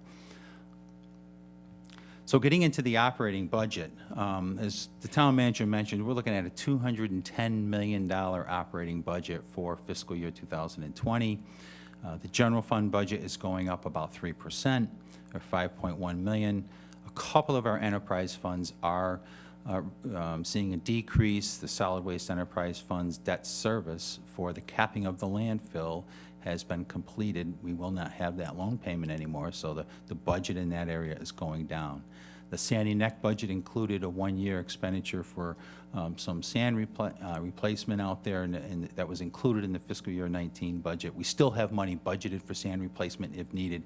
However, we don't need as much, so that budget is down. You'll notice a significant increase in the airport budget. That's due to the new agreement with WS Development. We're planning on that money to begin next fiscal year at the signing of the agreement, as well as an uptick in fuel sales. We're selling more jet fuel, and the price per gallon that we're selling it for has increased, resulting in almost a $1.9 million budget increase for that operation, and that's what's driving that. This is the projected levy for fiscal year 20. We begin with a base levy of $121 million, and that can increase 2.5% or $3 million. We're estimating new growth from new building activity to be $1 million. The estimated Cape Cod Commission assessment is $605,000, and then a new debt exclusion approved by the voters in town last year for the Cape Cod Tech High School of over $2.3 million will be added to the levy for the first time. And that brings the levy increase up to $5.4 million for next year, or 4.5%. The debt exclusion adds about 2% to the levy. It would be about 2.5% without that debt exclusion. So that's the impact of the debt exclusion on the tax levy. So we're looking at $5.5 million for a projected increase in the tax levy. And this is how the property taxes and other revenue sources will be allocated next year. Of that $5.5 million, a majority of it is going to fund fixed cost increases of $4.3 million. The municipal operations only needs about $500,000 of property tax increase to fund it. Most of the budget increase in the municipal operations is going to be provided for from other resources within the general fund. The schools are going to see a significant increase in Chapter 78. More than half of their budget increase will be funded from Chapter 78. And again, the fixed costs is where most of that property tax increase has to be allocated to. And you can see down the chart down at the bottom, fixed costs, almost 75, or a little more than 75% of the new property tax growth will be allocated to that category of spending. These are the specific increases within the fixed costs that are driving that increase. Again, $2.4 million increase in the Cape Cod Tech assessment. That includes their increase in their operating budget as well as the debt service, our share of the debt service. There's a picture of the steel that is up currently. That's a recent photo of the school. They're well into the construction phase. The county retirement assessment is going up over $1 million. It's about a 12% increase for us next year. And we have significantly increased, again, the contribution to the capital program. This is a priority for us to continue increase funding for our capital side of the budget. And we're going to put almost another $675,000. We're going to increase that base contribution to the capital trust fund, which brings it over $10 million a year. So those are the significant cost drivers in that fixed cost category that require additional property taxes. When we look at the property tax bill for a typical taxpayer, this is how the bill gets allocated. About 66 cents out of every dollar goes towards funding education in the town of Barnstable. That includes local school systems as well as regional school assessments in Commonwealth charter schools. About 14 cents to the police department and 6 cents to the public works department. Those are the big three. You see 86 cents out of every dollar gets generally spent in those categories. That's where most of the activity is. And here are the projected tax rates and tax bills for a median homeowner next year. We're looking at a residential tax rate going from $950 to $967, assuming the residential exemption continues for 20%. And that would equate to about town-wide a little less than $100 increase on the median homeowner. It's a little bit different for each village because every village has a different median value. But town-wide, it's a little less than $100. This is the municipal operating budget. The major cost drivers in the increase in that budget, most of it is contractual labor costs. We're a service provider. Many employees, and that's where the cost increases will mostly exist. The new positions the town manager talked about cost $220,000. We're increasing that snow and ice-based budget by another $125,000. We do have a couple of budget reductions that we're applying here. We are anticipating an E911 grant from the state to offset our dispatch cost within the police department. And we also have some one-time police academy costs that will not be repeated. We may be back before you later in the year if another academy opens up and offers us some seats, whereby we will have to request some additional funding to pay for that. But those costs, the cost increase before any one-time costs and funding offsets brings the municipal budget increase to about 3.2%. The one-time costs and funding offsets included in that budget are Bismore Park improvements for $102,000, which will all be paid for with parking revenue that's generated down in that area. We do have in the budget $78,000 for some to help us with the transitional costs of the town attorney. As you know, our town attorney is retiring next year, and we want to bring somebody on before she leaves to help with that transition, and so we provided some additional funding for that. We are increasing the capital outlay for vehicle replacement and equipment replacement across departments, and we have some one-time technology costs in the police department as well that we want to replace. So those are the cost increases associated with one-time costs and funding offsets. And that brings the municipal budget up to 4.7% increase. On the school side of the budget, We're looking at about 2.2% increase. Most of it in contractual labor costs. There are some FY19 costs that are not going to be repeated and some program reallocations. The new positions are essentially offset with those program reallocations where they're eliminating some positions and adding some other positions based upon the needs of the district. There is a $50,000 increase in our transportation contract as well. So the total increase in the school department budget is about $1.6 million. Under the fixed cost budget, again, the school assessments between Cape Cod Tech and the Commonwealth Charter Schools, we're looking at about $2.9 million increase in cost in those assessments. Employee benefits are up $1.4 million. That transfer to the capital trust fund is increasing. We do have some increases in grants in our insurance costs and the transfers to the enterprise fund. That's the HYCC. That's our contribution from the general fund to run the Highness Youth and Community Center. As you know, it's not a self-supporting enterprise fund. We do provide them some general fund support. And then we have some reductions offsetting those. We have a much smaller snow and ice deficit this year, much milder weather we experienced, which kept that cost down. And our debt service is down significantly. Fiscal year 19 was the last year of our loan payment for the high school renovation and expansion project, so we don't have that loan payment next year. So that was a significant reduction in the budget there. Looking at the education system all in, including our local district, regional districts, charter schools, and school choice programs, we're looking at about a 5.7% increase in funding for education. You'll notice there's been a slight shift from FY19 to FY20 as far as the what comprises our total education spending. The regional school district, because of that new building construction, we're funding about 2% more of our cost of education is being directed towards the regional school district and away from the local school district as a result. Here's a trend in our school enrollment. You can see with the total column that school enrollment overall hasn't really changed from year to year over the past 5 years. It's been between 5,700 students.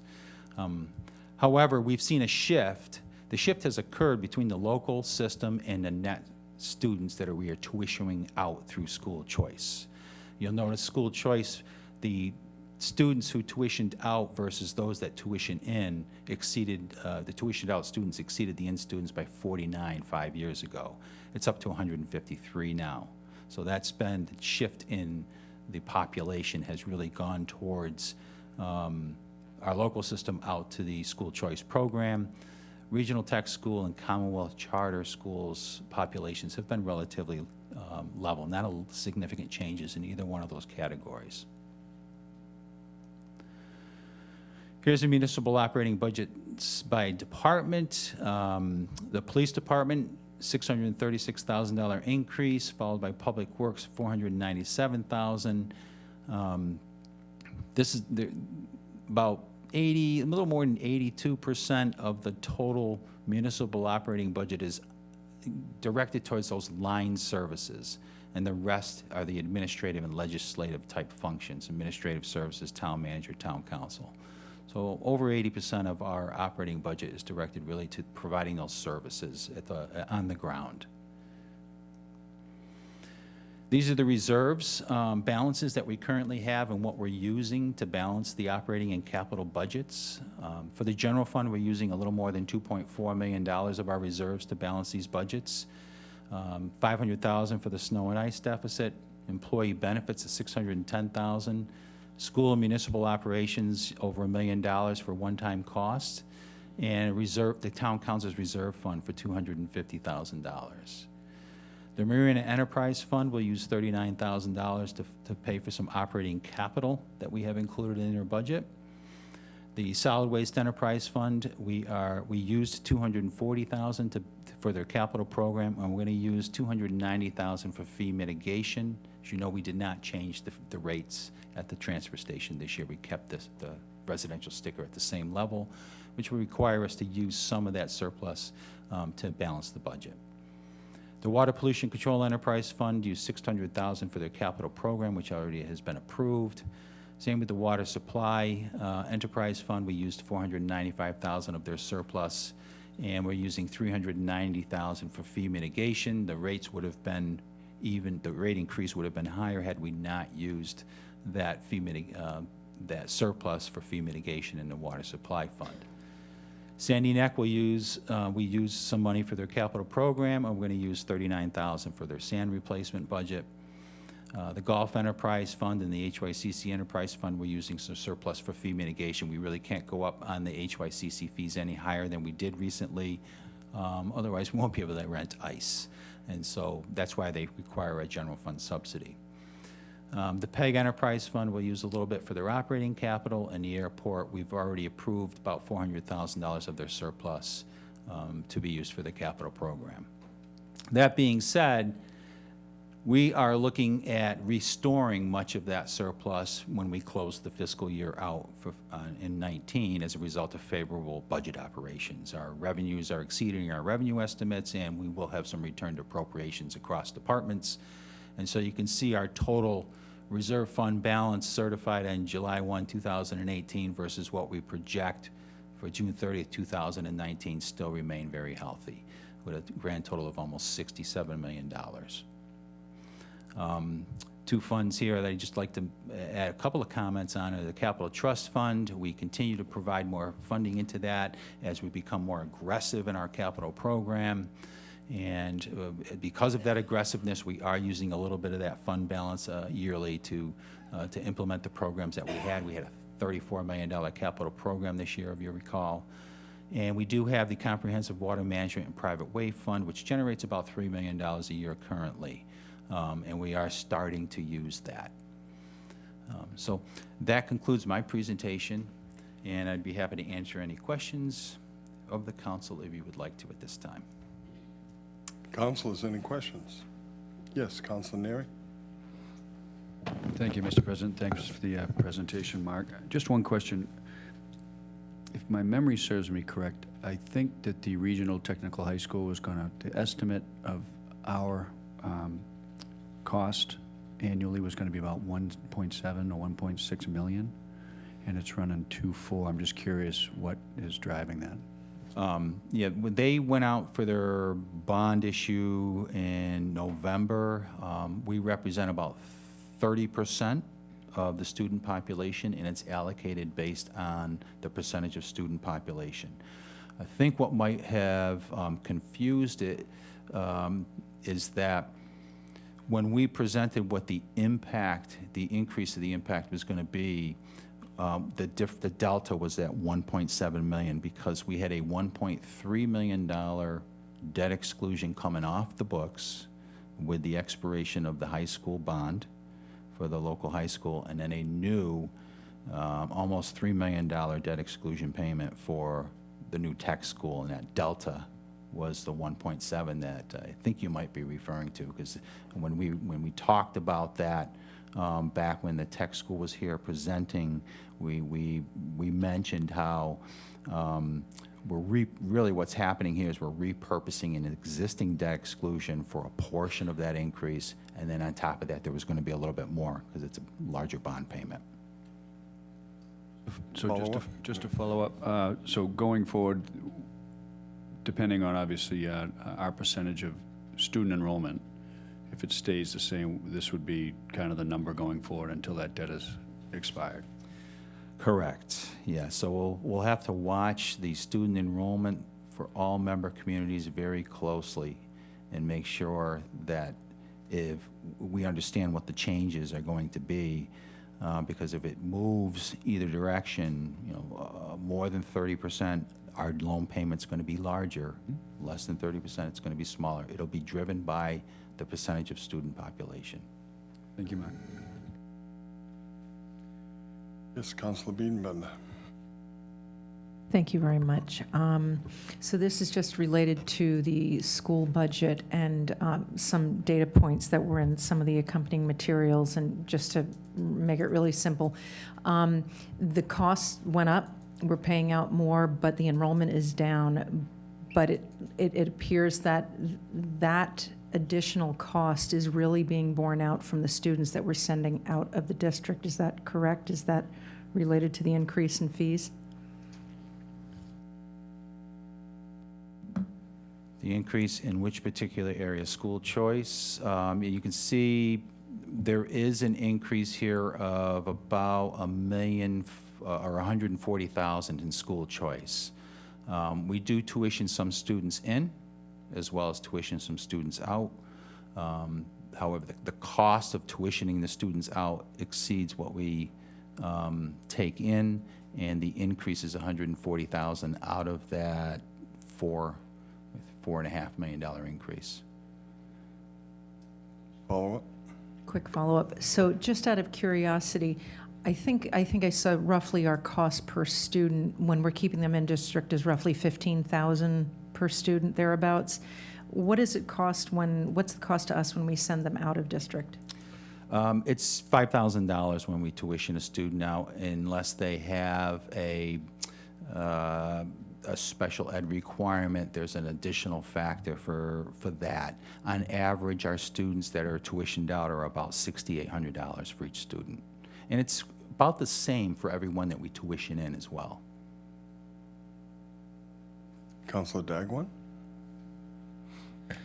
Yes, I assume that the students that are leaving or going to other choices of schools, that's what's increasing our transportation costs as well.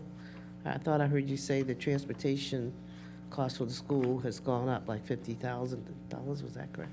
Yeah, the contract that we have for school transportation has a built-in cost escalator every year, and that's what that $50,000 is. It's not related to the students that are being tuitioned out.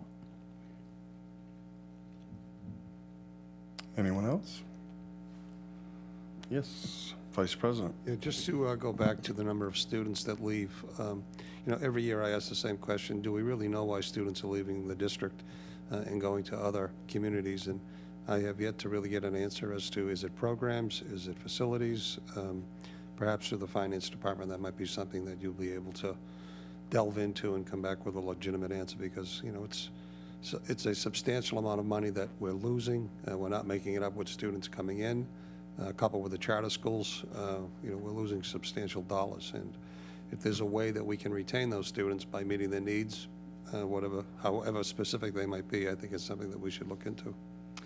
Yes, I agree. And the school department will be here June 6th, and we have discussed having some answers for you at the June 6th budget hearing.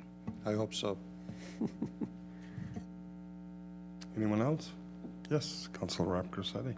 Thank you, Mr. President. Thank you, Mark, and thank you, Town Manager Mark.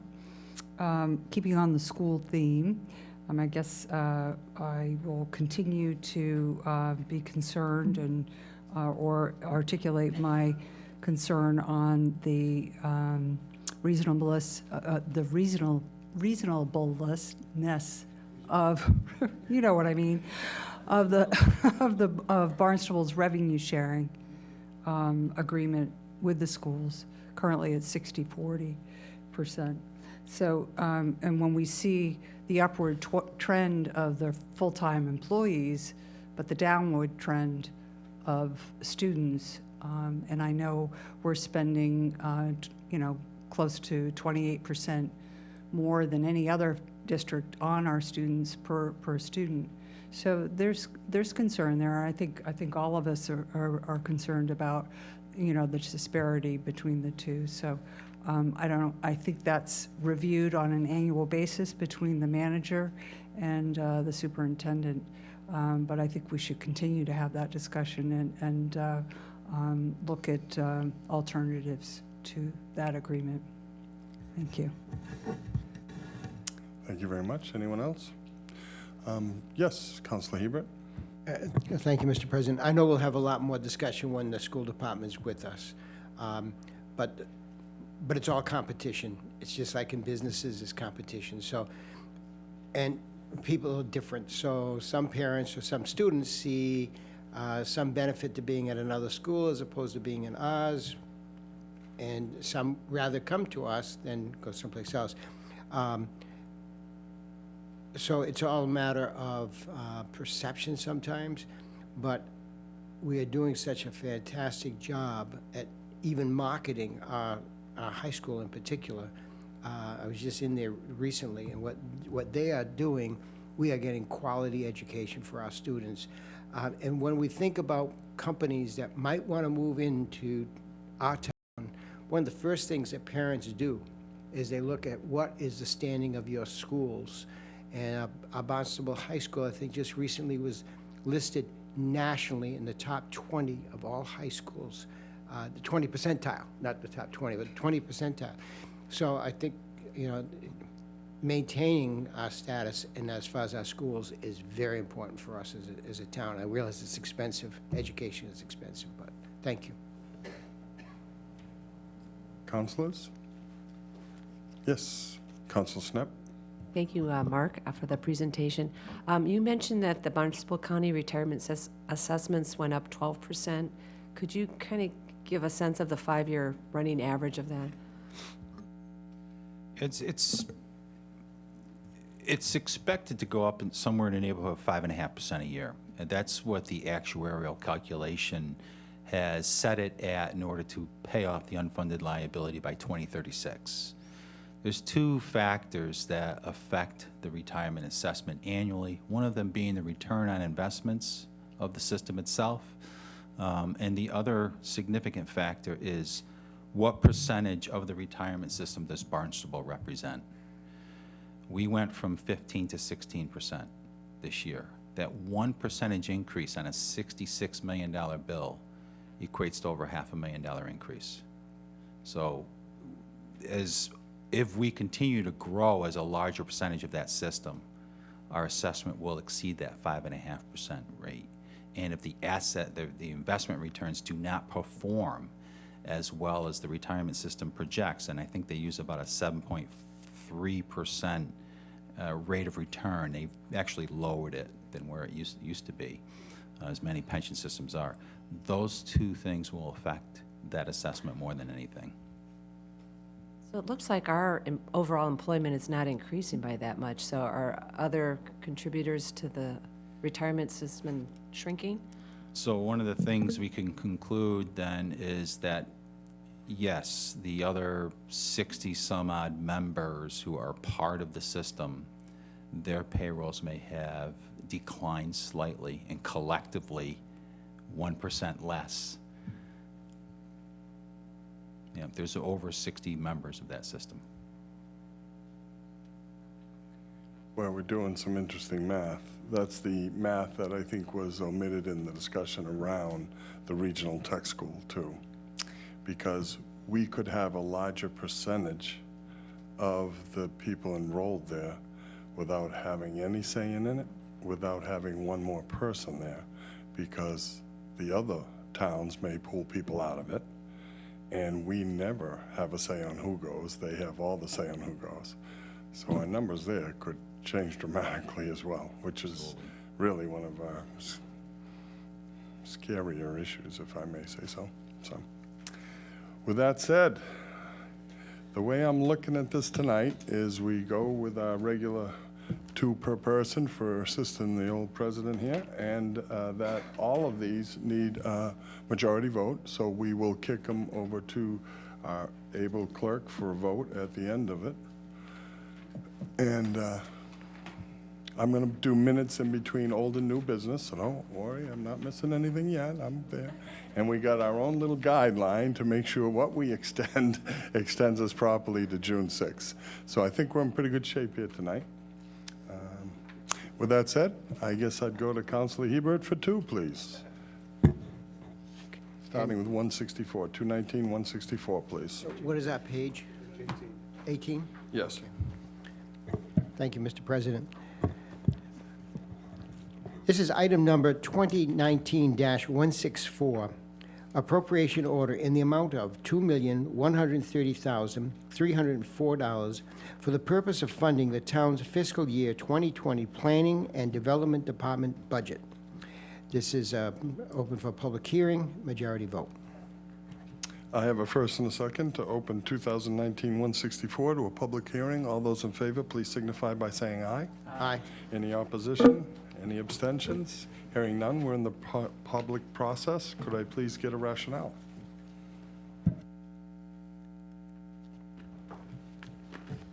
Good evening, President Crocker, Town Councilors, Elizabeth Jenkins, Director of Planning and Development.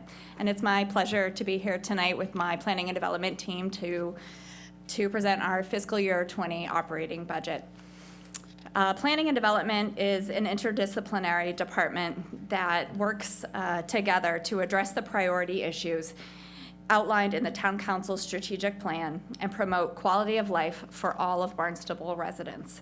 Particularly our economy, providing diverse and accessible housing for an intergenerational community, and protecting, preserving, and promoting natural, cultural, and historic resources of the town of Barnstable.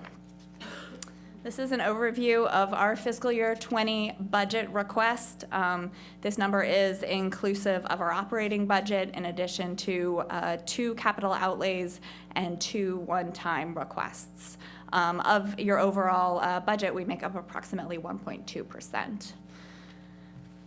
We've seen a nominal increase in our fiscal year 20 budget over our fiscal year 19, mostly due to the customary contractual obligations that Finance Director Milne outlined, as well as 2 one-time expenses, which I will provide more information on.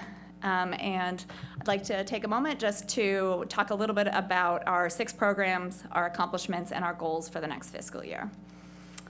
Starting with housing and the challenge of providing housing for all in our community. We tackle this really through 4 different ways: regulatory reform, use of town-owned property, incentives and subsidies, and partnerships.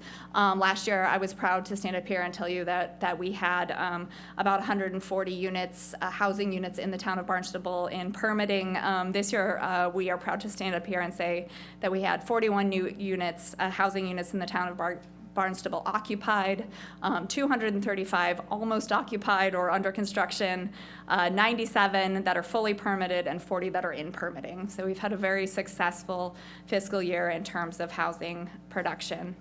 A little bit more about our housing programs, regulatory reform, really looking at our zoning and regulations that guide housing development, things that we're working on currently. In response to a community visioning process we just completed, and in partnership with the state, relooking at our multifamily housing in downtown Hyannis. This next fiscal year, we'd really like to take a look at 40R smart growth and starter home zoning, making sure that we're using that appropriately as possible in our community. We are undergoing the process of looking at our short-term rental regulations in cooperation with our Inspectional Services Department, and certainly any other zoning changes or initiatives that the council would like to move forward to support housing production in our community. We've been working diligently behind the scenes on the potential use of town-owned property for housing, and had the pleasure tonight to talk to the Asset Management Committee about it, so much more to come on that topic as well. Incentives and subsidies, really at the, because of the direction and experience of our housing coordinator, Arden Cadron, we've been able to roll out some very successful programs, implementing the Housing Development Incentive Program, running a homeowner buy-down program, and revamping our affordable housing trust with the benefit of that new money we will see from WS Development. And also working in partnerships, we are a proud housing choice community and have received funding from the state as a result of that. Our comprehensive planning programs looks at connections between land use, infrastructure, and resources in the town of Barnstable and the corresponding policies and regulations to implement those.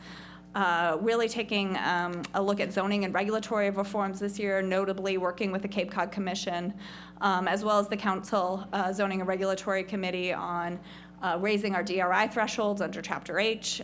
We've been talking with that committee, as well as the Commission about Route 132, vision, infrastructure planning, and corresponding zoning changes. We'll spend some time on that hopefully in the next fiscal year. And continued implementation of our growth incentive zone strategic plan. In addition, climate resiliency certainly has important economic and planning implications in our coastal community. So mainly through partnerships, we have been doing planning around those areas. held a recent MVP event, along with updating our hazard mitigation plan. And certainly over the coming fiscal year, as the Department of Public Works works to update their comprehensive wastewater management plan, working with them very closely in terms of coordinating on land use aspects of that and working towards an update of our local comprehensive plan. Our economic development program, the goal of this program being to grow our tax base and the number of jobs in a way that respects and supports our quality of life. We provide fantastic business support, really because of our planning staff and our economic development specialist, Mike Travato, permitting guides and guidance to people going through the process. Last fiscal year, we took on revamping our entire internal process for special events, making that much easier, being able to promote those, dealing with regulatory issues that businesses bring up to us individually. A good example of this was the work we did last year with the Cape Cod Mall to revise their sign regulations, promoting retention and recruitment of businesses, and partnering with Coastal Community Capital on micro-enterprise loans. Another component of our economic development program is incentives. Last fiscal year, we worked successfully to develop new guidelines with our Town Council Tax Incentive Committee. And we spent a good deal of time amassing what are really attractive, I think, business recruitment and retention tools. So this next fiscal year, we really want to look at packaging those, marketing those, both to our existing community members, our existing businesses, as well as new businesses coming into Barnstable. So really sort of upping our marketing game next year. It's also been a fantastic experience working with the new presidential Economic Development Task Force, really just a fantastic and insightful group that are really moving some innovative economic development initiatives forward. And finally, our just brilliant arts and culture program that's really run so successfully, I think, because of the sheer tenacity and creativity of our arts and culture director, Melissa Hirsch, which is supporting our creative economy, artists in our community, and promoting Barnstable as a premier cultural destination. Our parking management program, really in two components, parking management and visitor services. Liz Hartsgrove, our assistant director, does a fantastic job of bringing this all together. Under parking management, we've been doing both planning and implementation this year, making excellent headway on implementation of our downtown Hyannis parking strategy. Had a very successful meeting with the community a few weeks ago, really listening to them, understanding how they feel like that should move forward downtown, integrating the use of technology into our program, and running our visitor services program, which is focused on welcoming people in our community, people to our community, and providing the best customer service to them possible. As part of our budget request tonight, one of these one-time asks is for money to be transferred from the Bismarck Park Special Revenue Fund to continue the Bismarck Park public safety improvements. Liz Hartsgrove gave you an overview of these changes that are happening on Bismarck Park. We came in for that special appropriation so we could get started ahead of those times. Ahead of the season. We're pleased to announce those are going very well. They're being implemented. We're getting terrific feedback from the community. So this would continue. What we're really looking at is a pilot program over the course of the next year, using money from those parking revenues. Our conservation program has three components: wetland protection, land management, and lakes and ponds management. We administer state and local wetlands protection regulation by providing service to our Conservation Commission. We have one of the busiest conservation commissions in the state. Our staff does a fantastic job working with them. You'll see we do pull some money out of that Wetland Protection Special Revenue Fund to fund that program. We run a land management program as well, mainly out of grant funding. We expect to conduct a controlled burn here in the West Barnstable Conservation Area fairly soon, as well as some other ongoing annual programs. We've talked a bit about the two capital outlay requests we have in our budget, which are for lakes and ponds management, invasive species management, for next year in Mystic, Middle, and Long Pond, and Waquacat Lake and Gooseberry Cove. We also have a one-time request in our budget, $9,400, to clean up Levels Pond for the removal of an aeration system, pipes and concrete blocks that were left there as part of a program that's no longer operating, really to restore that pond both ecologically and recreationally. And to take those an interdepartmental effort to take that equipment out and clean up that pond. Finally, our regulatory planning program under the direction of our senior planner, Paul Wackrow, staffs these 5 regulatory boards, and not just provides service to the board, but provides service to the customers who are going through these application processes and permitting assistance to get people through as smoothly as possible. When you put it all together, it's about 140 meetings a year, about 525 applications, and staffing about 45 volunteers. So it's a tremendous effort, something we're looking forward to in the next fiscal year, is really making sure we have that organized, that it's attractive to want to serve on one of these boards, committees, and commissions, understanding what your expectations are, and making sure that program is as well run internally and externally as possible. So that's an overview. I'm happy to take any questions you might have. Thank you. We're in the public hearing portion of 2019-164. Is there anyone from the public who would like to be heard? Hearing none, I'll take a motion to close the public hearing portion, please. So moved. And a second? I have a first and a second to close the public hearing. All those in favor signify by saying aye. Aye. Any opposition? Any abstention? Hearing none. Councilors, any questions? Hearing none, I'll toss it over to, oh, I'm sorry. Yes, Councilor Snep. Thank you, Mr. President, and thank you, Elizabeth, for your presentation. Your department obviously is doing a lot of great things for our town, and I really appreciate the overview that you provided. In looking at the way the budget is allocated in your department, I know that it's always hard to know exactly what's included. Does economic development include all the things that you were referring to that are arts and culture in addition to the work to promote businesses? That's correct. Economic development is, or arts and culture is under our economic development program. It is also supported by several smaller funds as well. So yes, it's a component of our economic development program, but receives some funding from other places as well. And I recognize how important economic development is, but I also recognize the number of priorities that you are trying to go forward with housing, and that part of your budget is about a third of economic development. And so it's something for maybe future discussion, that if we want to continue on this ambitious path, that we might consider the need for additional staff, whether it's in-house or consulting. Yeah, and thank you. That's something we've been speaking about as we talk about, again, sort of revamping our trust, bringing in new programs, either under trust funding or CPC program funding, perhaps looking to those revenue sources to be able to provide more staff support to administer additional capacity. Thank you. And the manager and assistant manager are working on the program as well, so we'll see a lot coming our way. Councilor Rapcrossetti. Thank you. Thank you, Elizabeth, and your team. I have to ask about, under conservation, number 6, Levels Pond. This is phase 1, pipe removal, which was integral in abating the cyanobacteria. What is phase 2? Are you going to put something else in there? Or, because what I don't want to see happen is a major bloom and to get even worse than existing. Can you speak to that? Sure. We actually, and I apologize, Darcy Carley, who is our conservation administrator, just had surgery, so she is not here. But I can tell you, and perhaps Liz can jump in because she did a fantastic job coordinating this program.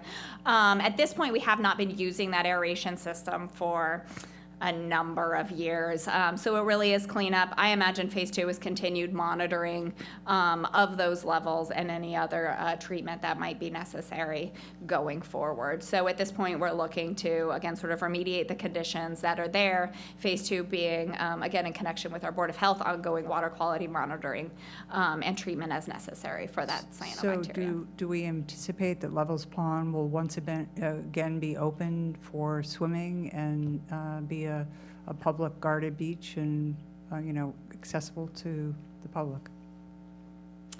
I think certainly that's our water quality goal, both recreationally and ecologically, for all our ponds. Again, at this point, the request is just for the removal of that equipment, so you're not going to see a major change in the water quality here. This is again sort of what's been, I believe, in my view, a longstanding problem. Again, keeping these materials and equipment on this property. There's a building that's a sort of an attractive nuisance. We get complaints from people who are using it recreationally for fishing, and really beginning with restoration of this resource. Mr. Manager? Follow-up? Sure, Mr. Manager. Thank you, Mark Ellis, Town Manager. Yes, it is our intent to expand our understanding of the quality of water in all of our ponds. We have base information. Some areas we have specific information, and put together a plan to be able to restore those water qualities. So it's an area that's been addressed, but not to the level to answer the specific question of when. So we are going there, okay? And please ask questions as they arise. Thank you. Any other questions, councilors? Would you like to, if I may ask, Madam Director, to introduce your staff that's with you tonight as well, please? Thank you for the pleasure. Liz Hertzgrove, Assistant Director, Mike Travato, Economic Development Specialist, Paul Wackrow, Senior Planner, Arden Cadron, Housing Coordinator, and Melissa Chartrand, Arts and Culture Coordinator. Thank you for your service. Hearing no further questions, I'd ask our town clerk to call the vote. Councilors Crocker, Yes. Cullum, Yes. Dagwan, Yes. Flores. Yes. Rap Grissetti. Yes. Hebert, Yes. Levesque, Yes. Neary, Yes. Schnapp, Yes. Wallace. Yes. It's unanimous. Thank you very much. You didn't ask me. Councilor Yes. Hebert, may I? Yes. Oh, sorry, Beeden Bender. Sorry. Whoops. Councilor Hebert, please, could I get 2019-165? Yes, Mr. President. Item number 2019-165, appropriation order in the amount of $2,569,427 for the purpose of funding the town's fiscal year 2020 Community Services Department General Fund budget. This is a public hearing, majority vote. Do I have a second, please? I have a first and a second. All those in favor of opening the public hearing on 2019-165, please signify by saying aye. Aye. Any opposition? Any abstention? Hearing none, we're in the public process, and could we ask, welcome, Director, if we could ask for a rationale. Thank you very much. Lynn Poyant, Community Service Director. With me this evening are Sarah Beal, who is handing out your PowerPoint, copies of your PowerPoint. Sarah is our Channel 18 station manager. We also have Bruce McIntyre, who is our Director of Golf Operations, Madeline Noonan, our Senior Services Director, and John Gleason, our Assistant Recreation Director. The general fund budget for the town Community Services Department is on pages 219 to 245 of the budget book. The general fund is broken down into 3 divisions: Recreation, Senior Services, and Communications Division. For accomplishments in FY19, all employment hiring processes was handled through the new online software. called Clear Company. We worked collaboratively in training all full-time and seasonal staff in the process. We received a 9.7 rating out of 10 for all recreation programs using the customer service satisfaction rating system, which was developed for program evaluations using national standards. And our program participation increased by 12.5%. We won the Cape Cod Cape Cod Lifesaving Competition for non-surf beaches 10 years in a row. We filled all positions with lifeguards and swim instruction, including the addition of Hamblin's Pond, recertified all water safety instructors in the American Red Cross swim program. And as you know, that's been very difficult. There's a lot of competition for lifeguards, and unfortunately, because we train our lifeguards so well, they get poached frequently from other communities who are willing to pay for housing, gas, and other things. As you know from last town council meeting, we had a successful life-saving rescue by the lifeguards at Colville's Beach, led by Ethan Surhall. We completed the skate park renovations and had a reopening celebration competition. Last town council meeting as well, we had our youth commission present. They're just an outstanding group of young people. They obtained all their own funding and held their 5th annual 7th grade youth summit and community prevention forum, their 3rd annual Ready Set Work job fair. They provide a wide variety of programming, which includes mountain bikes, stand-up and paddle, mommy mixer, the spring baking challenge, STEM programs like Full Steam, Mad Science, and Motion Commotion. With the guidance and support of Bridges Together, we continue our intergenerational programs. Our oldest resident in the town of Barnstable, Dorothy Robinson, is there with Olivia Montero from class of 2020. And last meeting, Connor Levesque spoke to you about Mr. Lelville Elliott, and that's Connor with Mr. Elliott in the picture there. Our senior services offers diverse programming, and through last year's budget process, we started including evening programming, which has been very successful. We continue to offer adult supportive day services. Our drivers made 6,656 one-way trips and drove 29,700 miles. And that's with a van and also with the Toyota Camry, which the Friends of the Barnstable Council on Aging help fund. For our advocacy, over 1,000 clients were served. We achieved 100% client response and satisfaction, which resulted in $1,599,975 in savings to clients through enrollment in public benefits. Our 135 volunteers provided over 7,000 hours, which was valued at over $140,000. For community services, the town manager referenced our new town website, which we still continue to tweak. Anytime somebody has a problem, we manage to get a pretty quick fix on it. But the results or the reports that we get from it is that people find it very user-friendly. We maintain Town of Barnstable social media. We currently have 7,500 likes on our page with 7,810 people that follow it, and we have over 3,700 Twitter followers. We produce weekly and monthly Town of Barnstable newsletters, the DPW Snow and Ice brochure, weekday production of Barnstable Today's News, and specialty programming on Channel 18. One of the things that I should have also added is when we did our new website, we changed the contact information for the general phone number. It used to be 508-862-4000, and it would go into an automated voicemail system, which sometimes people would get who they want and sometimes they wouldn't because they didn't know who they were asking for. So those lines all now come into our department, and so whenever possible, it's answered by a person who can actually direct somebody, and we get a lot of very positive feedback for that. Our decision package requests for recreation include $70,500 for minimum wage adjustments. You can imagine with 105 lifeguards, that does come up to a little bit of money. $3,500 for CPR training equipment. $12,000 to continue our program of upgrading the tables, grills, and benches and other aquatic equipment. Our goals for recreation are to certify all lifeguards and stop the bleed. Unfortunately, that's become necessary with some of the things that are happening. It's a bit further than what we do with our normal trainings for first aid. Continue to try to find funding for the 7th grade Youth Summit and Community Prevention Forum, and continue to develop and implement recreation programs that are requested by residents and visitors.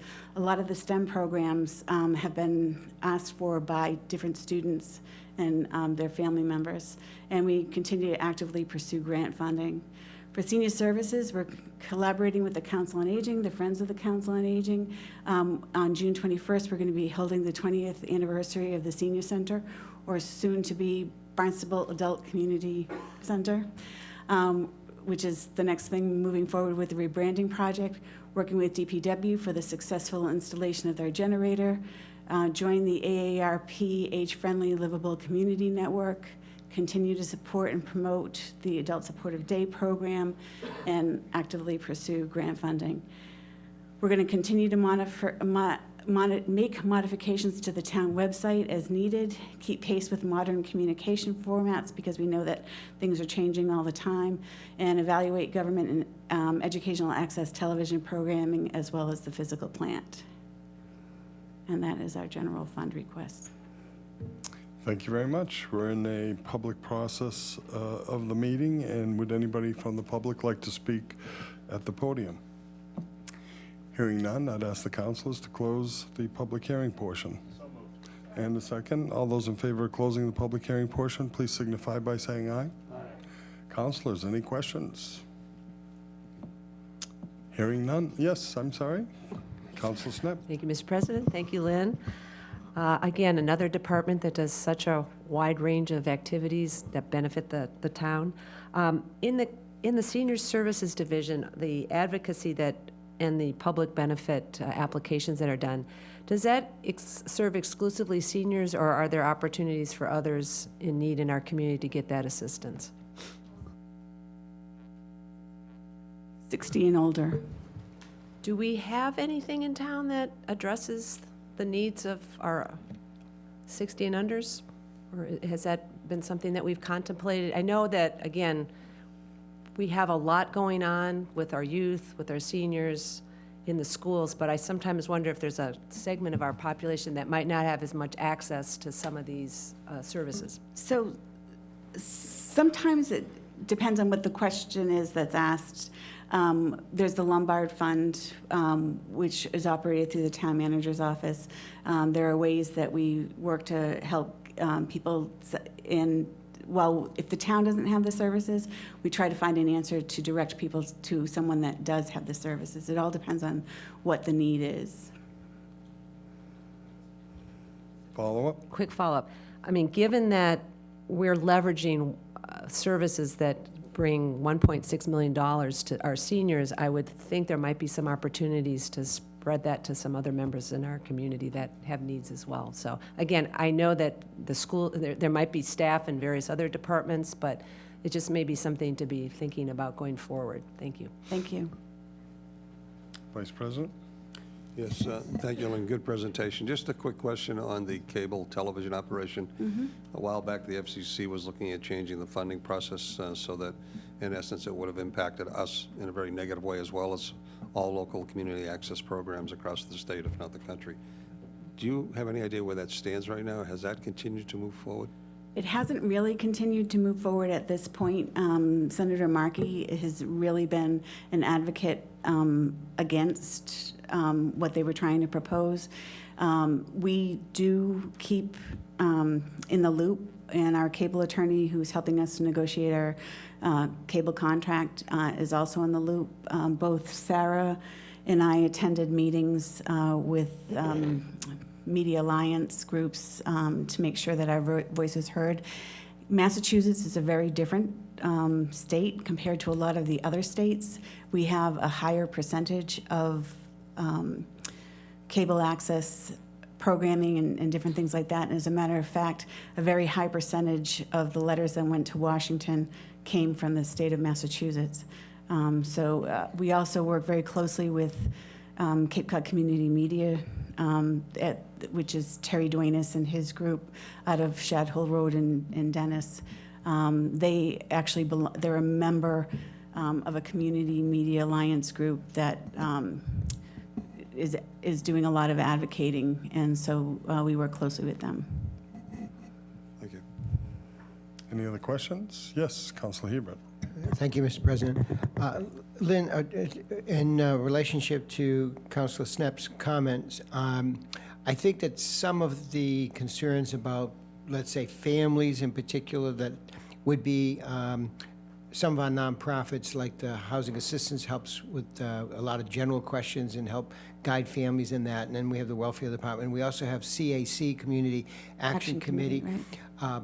But, so I don't think it would be a big stretch, though, if we kind of pooled that resource. So you say you already refer people to other places, but I think if we could do a little work at getting that really in a little package so that it would be a rapid response to people who are kind of falling between the cracks. I hear what Councilor Snep is saying here. I have to say that one of the things that we've been working on for the past couple of years with Planning and Development Department is they have a CDBG program, and that serves low-income people. We're currently finalizing our grant for this current year because we do have a lot of people who because they're single-family homes, they're, it's like 125% of the median income that we have to use for the low income mark. But I was just working on the grant application with Tricia Otto, who's our financial supervisor for recreation and the Youth and Community Center, because we want to make sure that people can participate in programs. So we do that for the youth on a regular basis, and we've had youth scholarship programs, a number of youth scholarship programs that, what is the name? Adam Prentice scholarship program that we've had. So it's not only for programs, but it's also for like the leisure program, which is a program that operates during the summer months that really helps people continue to work. So those are some things that we do have. Councilor Collins? Yes, I guess I'd just like to point out that we don't have a Human Services Department in Barnstable. We do have a Human Services Department at the county level, however. So I think funding a Human Services Department would skew the budget a bit at the town level. I just want to point out that services are available at the county level and that there are many agencies in town, we can all name them, over and over and over again, that help the population between the ages of 18, 21 to 59 and a half or whatever it is. So I don't know if I really see, we have a Human Services Committee, I should mention, that I'm the liaison to, who is working on projects at this point to kind of coalesce information around the food insecure adult population and families. But that's really where we're at with that, and it's a big budget request to ask to fill that, I would think, especially, and I think it's duplication when we have the county. Thank you. Hearing no further questions, I'd call the clerk, call the vote, please. Councilors Cullum? Yes. Dagwan? Yes. Flores? Yes. Rapkersen? Yes. Hebert? Yes. Levesque? Yes. Neary? Yes. Schnapp? Yes. Wallace? Yes. Bender? Yes. Crocker? Yes. I think I got everyone this time. Councilor Snep for two, please. 2019-166. This is old business requiring a public hearing and a majority vote.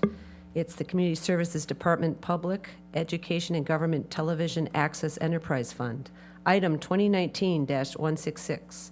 Appropriation order in the amount of $877,860 for the purpose of funding the town's fiscal year 2020 Public Education and Government Access Television Enterprise Fund budget. I have a first and a second. All those in favor of opening the public hearing on 2019-166, please signify by saying aye.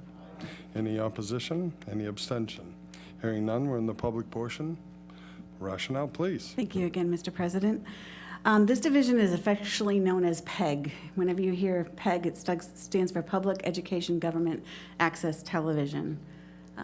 We strive to keep residents up to date with and informed. Channel 18 staff cover a wide range of events, departments, as well as board and committee and commission meetings.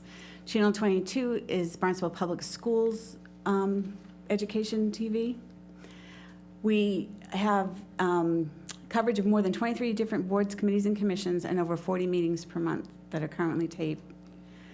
Our award-winning programming includes a third-place Nor'easter, not our name, their name, for Inside Arts Barnstable, featuring David Lewis, and it was from the Alliance of Community Media Northeast Region Video Festival.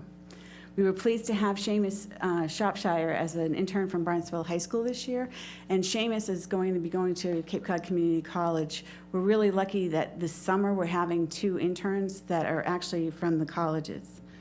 So, in January of 2019, both the Town Hall hearing room and the Selectmen's Conference Room received upgrades to the cameras as well as the control surfaces for each meeting space, and we are now recording in HD, high definition television.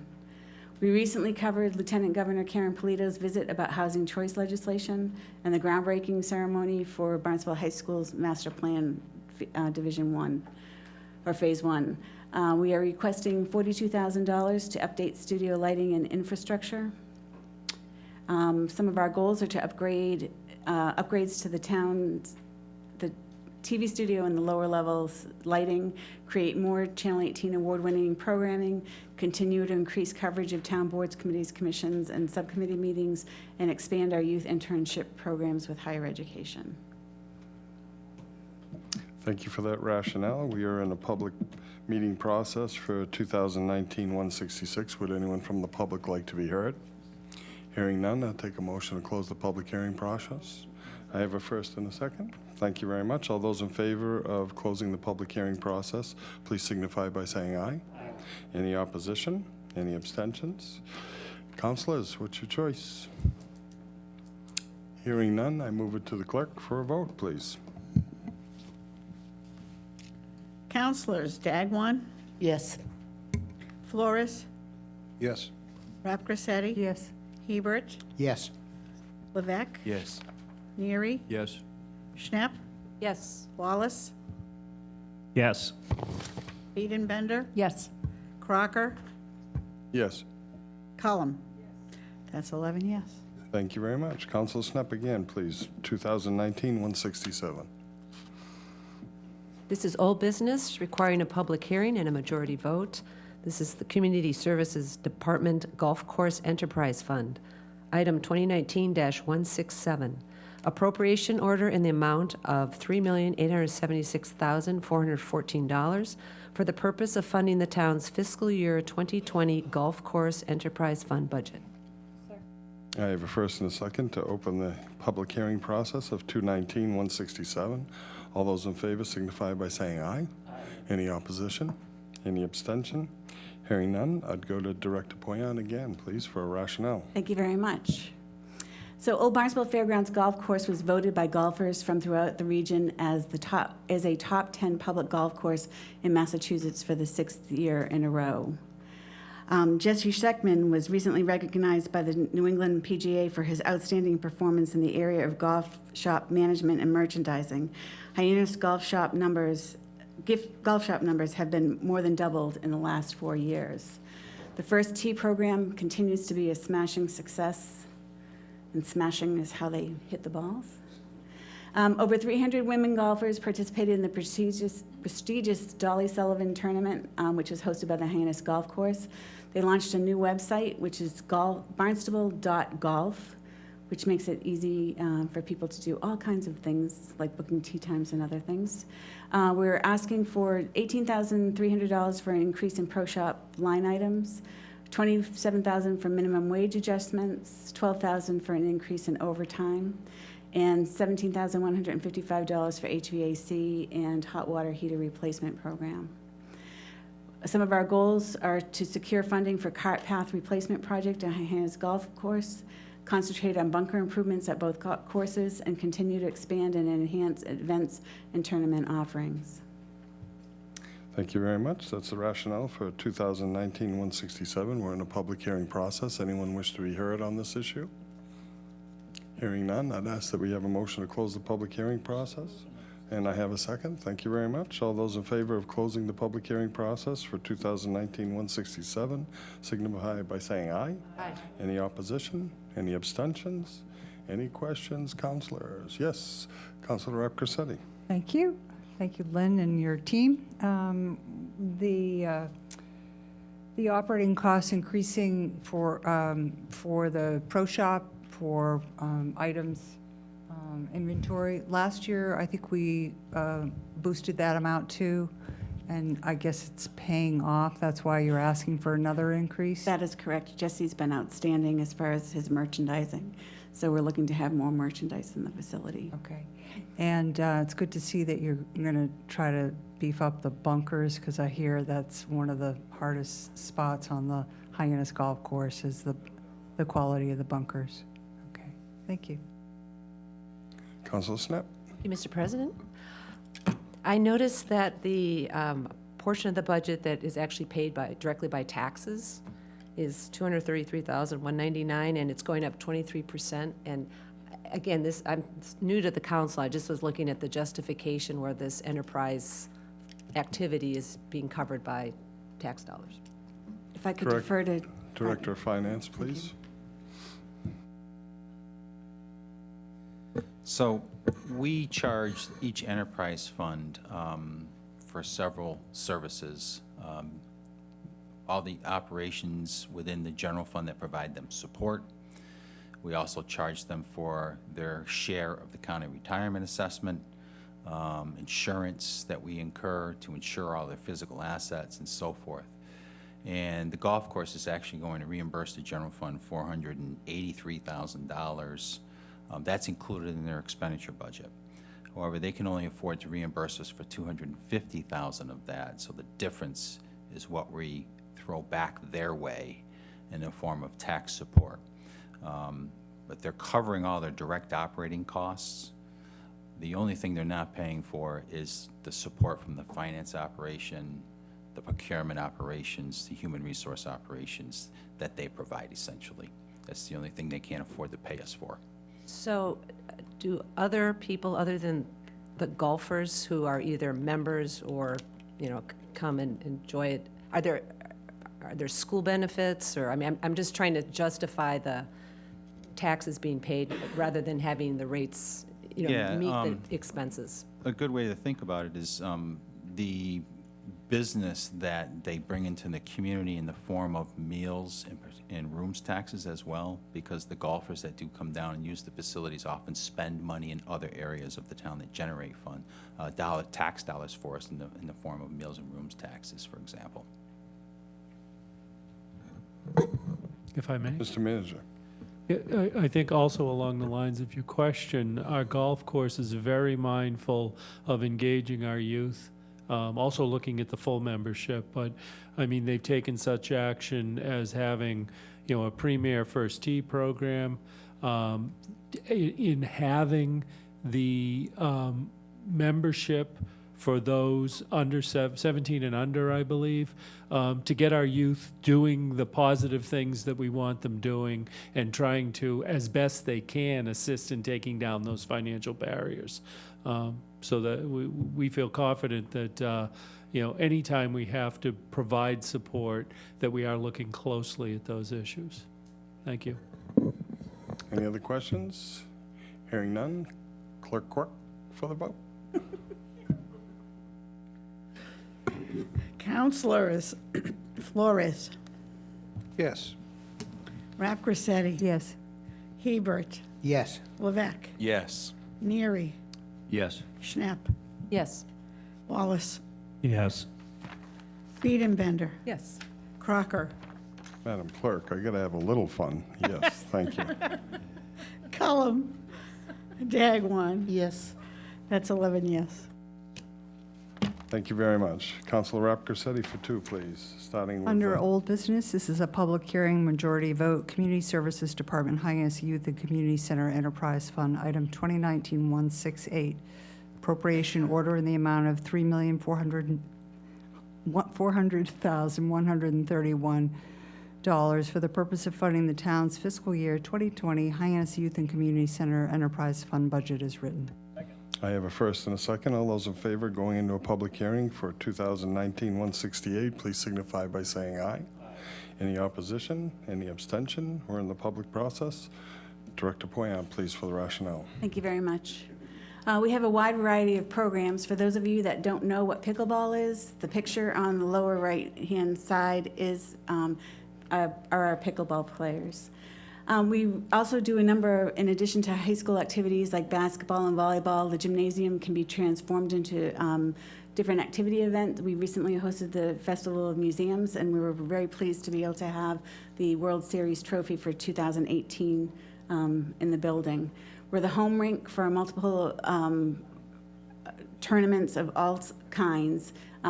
We have one of our #1 tenants is the Barnstable Youth Hockey Association and Total Athletics. We're also home ice for Barnstable boys and girls, freshmen, junior, JV, and varsity. We have St. John Paul, and then there's a Mashpee Monomoy Co-op team. We've partnered with the Yarmouth Ice Club to host the Cranberry Open figure skating competition in August, and the Bourne Skating Club to host the Cape Cod Synchronized Skating Competition in December. We've implemented additional community programs like blood drives, clothing drives, food drives, flu clinics, toy drives, and a job fair. We attained 100% funding for lunch during the summer months, a healthy afternoon snack year-round, and dinner once a month. Our decision packages are $75,000 for the facility supervisor that the town manager spoke of, minimum wage adjustment of $25,591, and building and mechanical systems operating capital of $25,000. With a grant from the Barnstable School Department, we continue to develop and expand the after-school program. We will be celebrating the 10th anniversary of the facility in September of this year, collaborating with Top Shelf Hockey to bring more hockey opportunities to the Cape youth, and collaborating with other recreation departments Cape-wide to expand the HYCC Learn to Skate program. Thank you very much. That is 2019-168. We're in the public hearing process. Anybody from the public like to be heard on this issue? Hearing none, could I get a motion to close the public hearing process? And a second. Thank you very much. All those in favor of closing the public hearing for 219-168, please signify by saying aye. Any opposition? Any abstentions? Councilors, questions? Yes, Councilor Neary on the end. Mr. President, this is for Mark.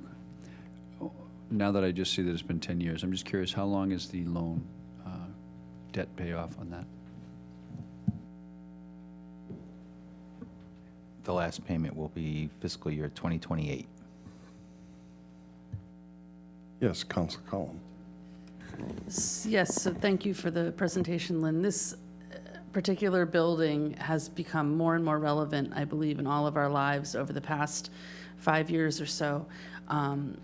The Youth Commission meets there, the Achievers meet there. It was part of the deal when the whole thing started that they needed to be in the neighborhood where they could make the most impact. And I love that the 6th graders go there after school. I love that there's food there that's healthy for the kids. And I love that Brian Morrison is there. I was going to say that. Yeah, it's a big help to all of us, and I think it really gives the community a safe place to be. So I'm really happy to see it come into its own. I don't think it's there yet, but I just love the fact that it's becoming a place for everyone to go, and not just a hockey player, not just a synchronized skater, So good job on that, and I'll support it, and I just think it's going in the right direction. So thank you. Thank you. Hearing no further questions, I'd ask the clerk to call the roll call, please, for 2019-168. Councilors, Rapp Grissetti. Yes. Hebert. Yes. Levesque. Yes. Neary. Yes. Schnepp. Yes. Wallace. Yes. Biedenbender. Yes. Crocker. Yes. Cullum. Yes. Dagwan. Yes. Flores. Yes. It's 11 yes. Thank you very much. We're extremely grateful for your support. Thank you very much for the presentation. Councilor Rapp Grissetti, 2019-173. Under please. old business, public hearing majority vote, Inspectional Services Department, item 2019-173, appropriation order in the amount of $2,140,557 for the purpose of funding the town's fiscal year 2020 Inspectional Services Department budget as written.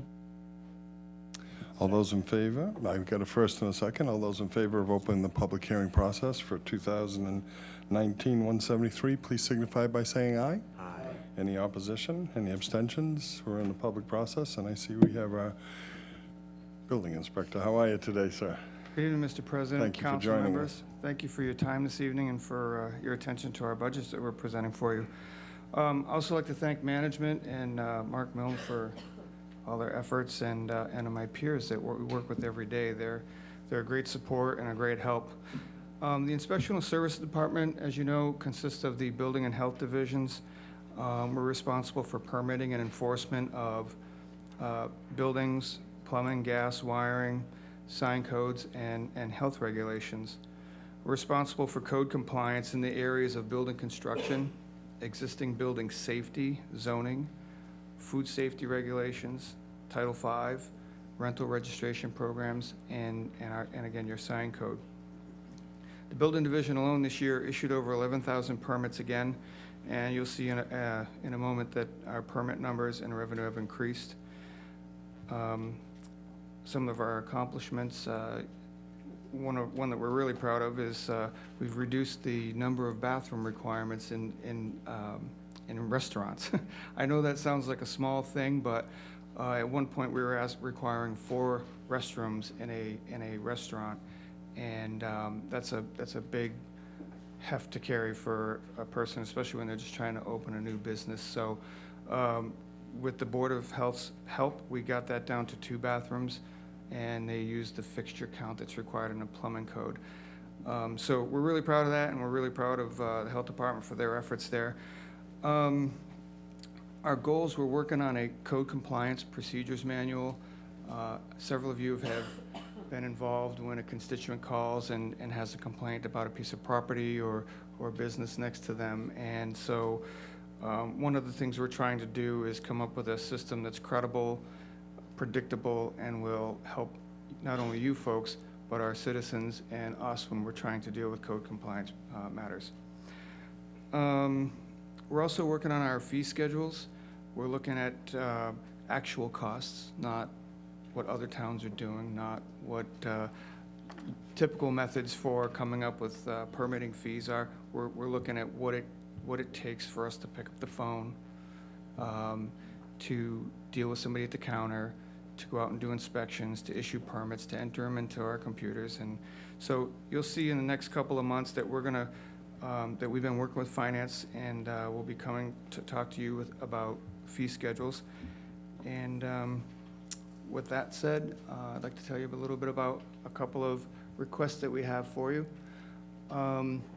We have two requests that are, one involves personnel and the other one involves operating expenses. Our proposed budget includes increases of $63,558, or a 3.06% increase over our FY19 budget. Personnel costs are $53,558 of those for collective bargaining. We're proposing an increase in our operating budget by $10,000 to support online permitting. You'll see that that's broken into 2 parts, and an increase of $4,000 for overtime for some of our inspectors. Tax support will decrease by $79,442 as revenues from fees, licenses, and permits are projected to increase due to increased permitting activity. So the $10,000 request that we have for our permitting support is for credit card charges. When we utilize the Inspection Services utilizes online software that allows our citizens to apply and pay for their building permits and other permits online. The town incurs a credit card charge each time that happens. The increased popularity of the online service has resulted in additional fees beyond our previous appropriation. Initially, we were appropriated $7,000, and year-to-date balance with 6 weeks left to go in the fiscal year, we're up over $11,140 in permit fee charges. That's a difference of $4,140. Again, I'll be working on our fee schedule, and we'll try to balance that out by including some of those charges in with our fees. The second part of that $10,000 is for replacement, repair, and purchase requests. We use tools in the field for conducting our inspections, such as tablets and cell phones. recording devices. Those devices complement our our software and our permitting program. The IT department does supply our hardware, but we're responsible for replacement items such as screen protectors, tablet protectors, telephone covers, and we pay for our phones. We're also responsible for repairs to those devices that are not associated with software and the things that they do support. Some of our equipment's starting to age. We've had it for 3 years now. We have a tablet that's broken, and the screen costs $250 to repair. Comes to, we have to decide whether or not we repair it or spend $400 for a new one. So that's what this money's for, and that's what it helps us with. And so that's the total of the $10,000. We have an overtime funding request for temporary food permit inspections. That's for $4,000. The number of requests for after-hours inspections has increased during recent years, and it results in a need for additional overtime funding.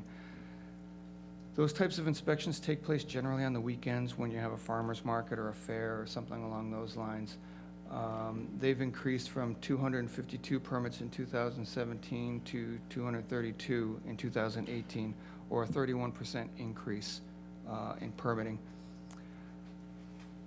Those health inspections are conducted to ensure that foods are stored and displayed properly, maintained at proper temperatures, and prepared and handled and served in a sanitary manner. The current appropriation for our overtime budget in that line is $10,000. We exceeded that by $1,845 in 2016 and $13,486 in 2017. We believe that as the popularity of these outside events increases, we anticipate increases in those numbers of inspections as well. So that's my presentation. The total ask for inspectional services is $14,000. And as you see the order there. Yes, could you introduce your department head who's with you today? Love to. This is Tom McKean. He's our Director of the Health Division. Tom, thank you for coming out tonight. That is the rationale for 2019-173. We are in a public meeting process. Would anyone from the public like to come forward and be heard on this issue?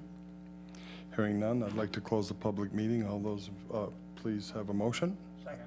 I got a first and a second to close the public hearing portion. All those in favor signify by saying aye. Aye. Any opposition? Any abstentions? Hearing none. Questions, councilors? Yes, I'll start down the end. Councilor Neary. Thank you, Mr. President. Brian, first of all, let me preface it by saying that I have the pleasure of dealing with quite a few people in the department over there, and they do a terrific job. Going forward, there are some towns that I've had transactions with that have been able to move towards a permit scheduling base where you can apply online. Do you foresee that ever coming to the town where you can request a permit, do it online, and then maybe have if there's a conflict of any sort, in other words, punch it into a schedule, for lack of a better word, and then have the inspectors, if there is a conflict in schedule, or we're a big town, maybe they're loaded up in West Barnstable and they can't get to the other side of town. Do you foresee that happening? Yeah, we're definitely working on, there's some inconsistencies between the way the building officials do their inspections, the wiring inspector, the plumbing inspector, and our health inspectors. So we're looking at trying to find a way to make sure they're consistent. I'm not opposed to an online schedule, but I think that you would find really fast that our plumbing inspector, it's not unusual for him to do 21 inspections in a day. Sure. We have 2 of them, and each one of them. Same thing with our wiring inspectors, and these guys get buried fast. So I'm not opposed to an online program. I just haven't ever seen one that we can use. So I'd be interested in looking into that. Yeah, if I can follow up, I know the town of Dennis, and again, this is plumbing and gas, but and it's a smaller town. It's a much smaller town. As you know. But there is a method of doing it, and sometimes I find that the fewer phone calls also kind of lightens the load for these guys, and I mean, they get buried. As you said, I think inspectional services, the fees alone, it's mind-blowing. They're performing a lot of work out there. Yeah, I think one of the problems, Councilor Neri, is that we I hope I don't get in trouble for saying this. We can talk outside. We're running a city government with town-level employees, town-level staffing, so.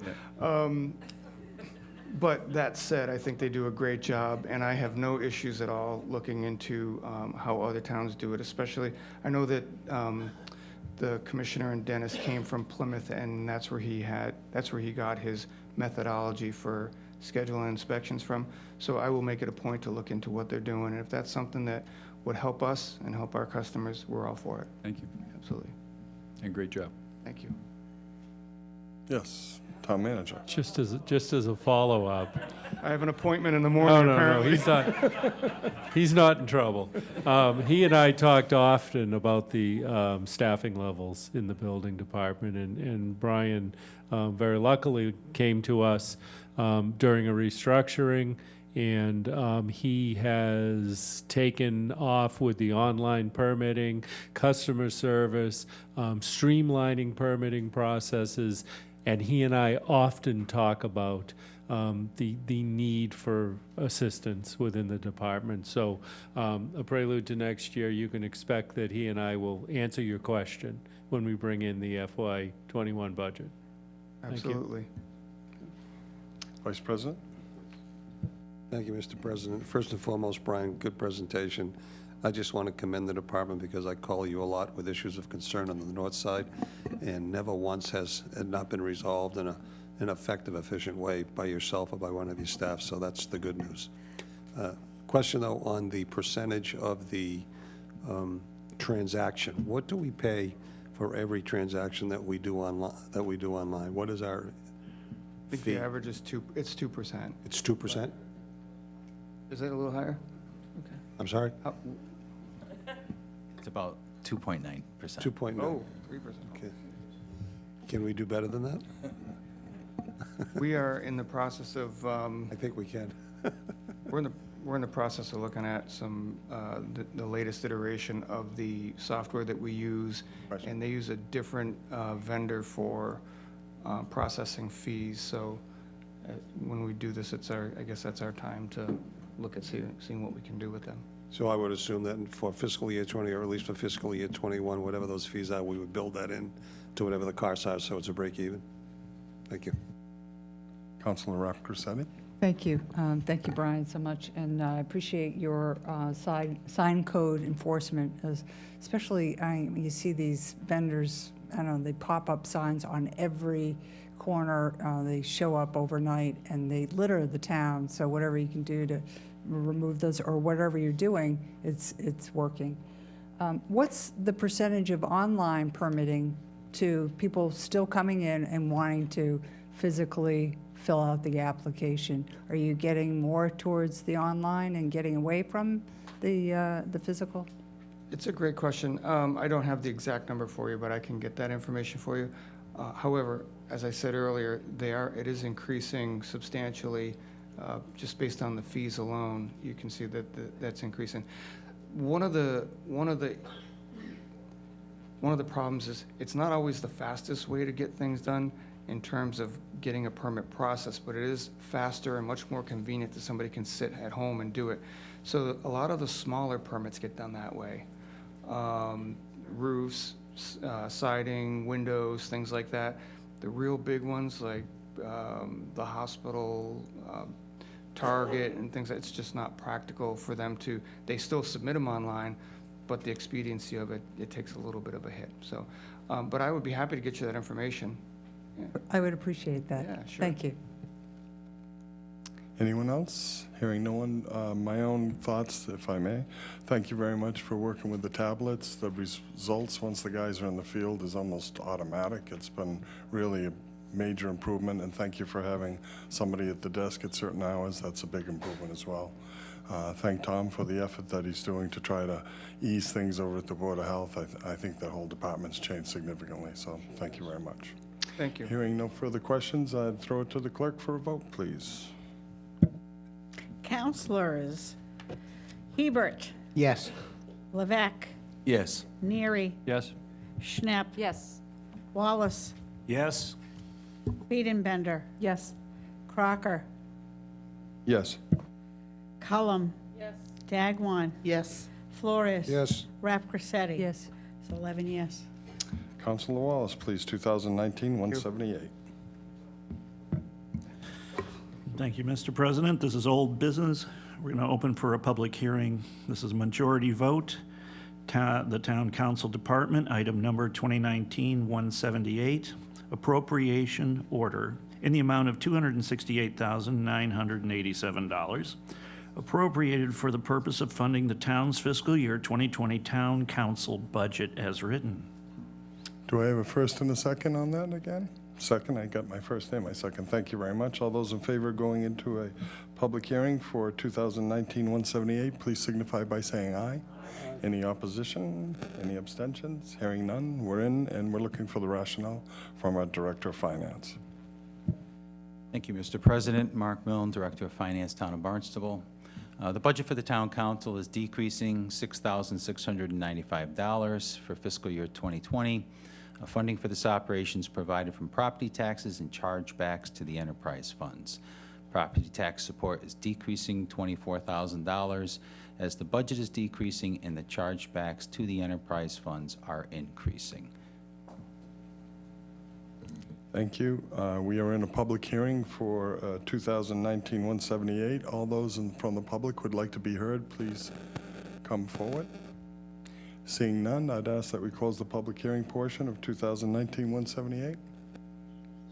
I got a first and a second? Yes, I do. Thank you. All those in favor of closing the public hearing portion signify by saying aye. Aye. Opposition? Abstentions? Hearing none. Councilors, any questions? Don't look for that $6,000. Come on now. Hearing none, I'll throw it to Clerk Quirk. Counselors, Levesque, Yes. Neary. Yes. Schnapp, Yes. Wallace, Yes. Beedenbender, Yes. Crocker, Yes. Cullum. Yes. Dagwan. Yes. Flores. Yes. Rapcorsetti. Yes. Hebert. Yes. It's 11 yes. Councilor Wallace, thank you very much. Councilor Wallace, 2019-179, please. Thank you, Mr. President. This is old business again. We're going to open this for a public hearing, simple majority vote. This is the Town Manager Department, item number 2019-179. Appropriation order in the amount of $709,451 for the purpose of funding the town's fiscal year 2020 Town Manager budget as written. That's the first and the second. All those in favor of going into a public hearing for 2019-179, please signify by saying aye. Aye. Any opposition? Any abstentions? Hearing none, we're in the public portion process, and for a rationale, please. Thank you, Mr. Director of President. Finance. The town manager's proposed budget is increasing $37,641, or 5.6%. Personnel cost includes all contractual obligations, and we're providing an additional $25,000 for professional services within the operating expense category. This restores funding that was there a couple of years ago. Taxes provide about 59% of the funding for this operation, with the remaining portion being provided from enterprise funds and other sources. We are in a public hearing for 2019-179. We just had our rationale. Would anyone like to come forward and be heard on this matter? Hearing none, I'd ask to close the public hearing portion, please. I got a first and a second. All those in favor signify by saying aye. Aye. Any opposition? Abstentions? Hearing none. Councilors, any questions? Yes. That goes to you, Madam Clerk, please, for a vote. Counselors, Neary. Yes. Schnapp, Yes. Wallace, Yes. Beedenbender, Yes. Crocker, Yes. Cullum. Dagwan. Yes. Flores. Yes. Rapcorsetti. Yes. Hebert. Yes. Levesque. Yes. 11 yes. Thank you very much. Councilor Neary, I'm jumping over to you, if I may, for 2019-180, page 26. Thank you, Mr. President. This is old business requiring a public hearing and a majority vote. It's item number 2019-180. It's the Administrative Services Department appropriation order in the amount of $6,322,843 for the purpose of funding the town's fiscal year 2020 Administrative Services Department budget, as written.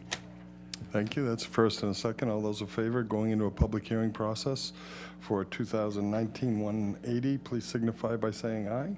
Aye. Any opposition? Any abstention? We're in the public hearing process. And again, Director of Finance, Mark Milne, for the rationale. Thank you, Mr. President. I'd like to introduce to you this evening several people who are here with us this evening representing the Administrative Services Department, which is made up of legal services, information technology, human resources, and finance.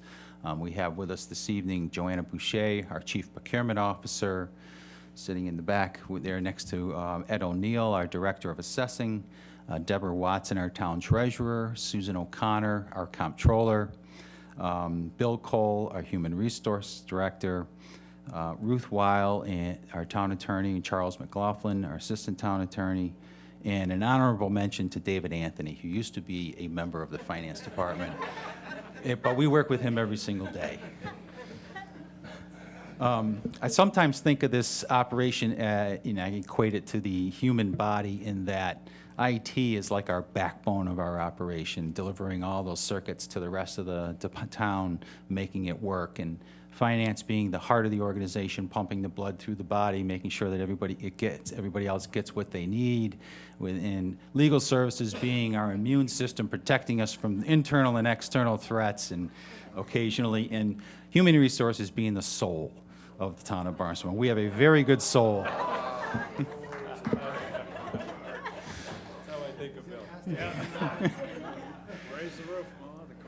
So this budget is increasing $314,000 for fiscal year 2020, or 5.2%, and that includes $162,000 of one-time cost. As I mentioned earlier, we are providing $78,000 in the legal department to help with the transition of the town attorney's position. I also was not going to get through another budget season without getting our town clerk new voting machines. So there are $84,000 in the budget for the new voting machines for the town. Excluding those costs, the department's budget increase would have been about $152,000 or 2.5%. Operating costs will also increase $72,000. This covers our software licensing and support services. We have about 15 different software applications that information technology is responsible for, and those all have cost escalators in them. And once again, we're providing another $105,000 in operating capital for technology refresh across departments. That's part of the information technology budget. Tax support's decreasing $191,000 to fund this operation next year as revenues from other areas due to increased activities are increasing. Thank you. Thank you very much. That's our rationale. Anyone here wishing to speak from the public to the article of 2019-180, please come forward. Hearing none, I'll take a motion to close the public hearing portion. I got a first and a second. All those in favor of closing the public hearing portion, please signify by saying aye. Aye. Any opposition? Any abstentions? Hearing none. Councilors? Yes, Councilor Biedenbender. Having helped you on Election Day, you needed those new machines, so you've got my vote. Any other councilors? Yes, Councilor Hebert. Thank you. So the new machines, are they the machines that when we leave, we put the ballot in and they get cranked? No. What kind of machines are they? We have two choices that are accepted by the Secretary of State's office. So there's only two choices. One is called the Image Cast and the other one is called the DS200. Two different companies, and that's what I have to choose from. So we're going to have them come out and do a little demonstration. But I can tell you from experience of who I've worked with over the years, I want the people that are going to be responsive when we have issues, or even if we don't have issues, we just have a question. And those are the people I'll be looking to most of all. But you will see a difference You will definitely see a difference. It's the same marking system that you have today. Oh. It's just the machine that accepts it, the tabulator. Change it, okay. Thank you, thank you. Thank you very much. Hearing no further questions, before I call for the vote, I would ask you all to stand and join me giving a hand to our town attorney who's here for her last budget hearing.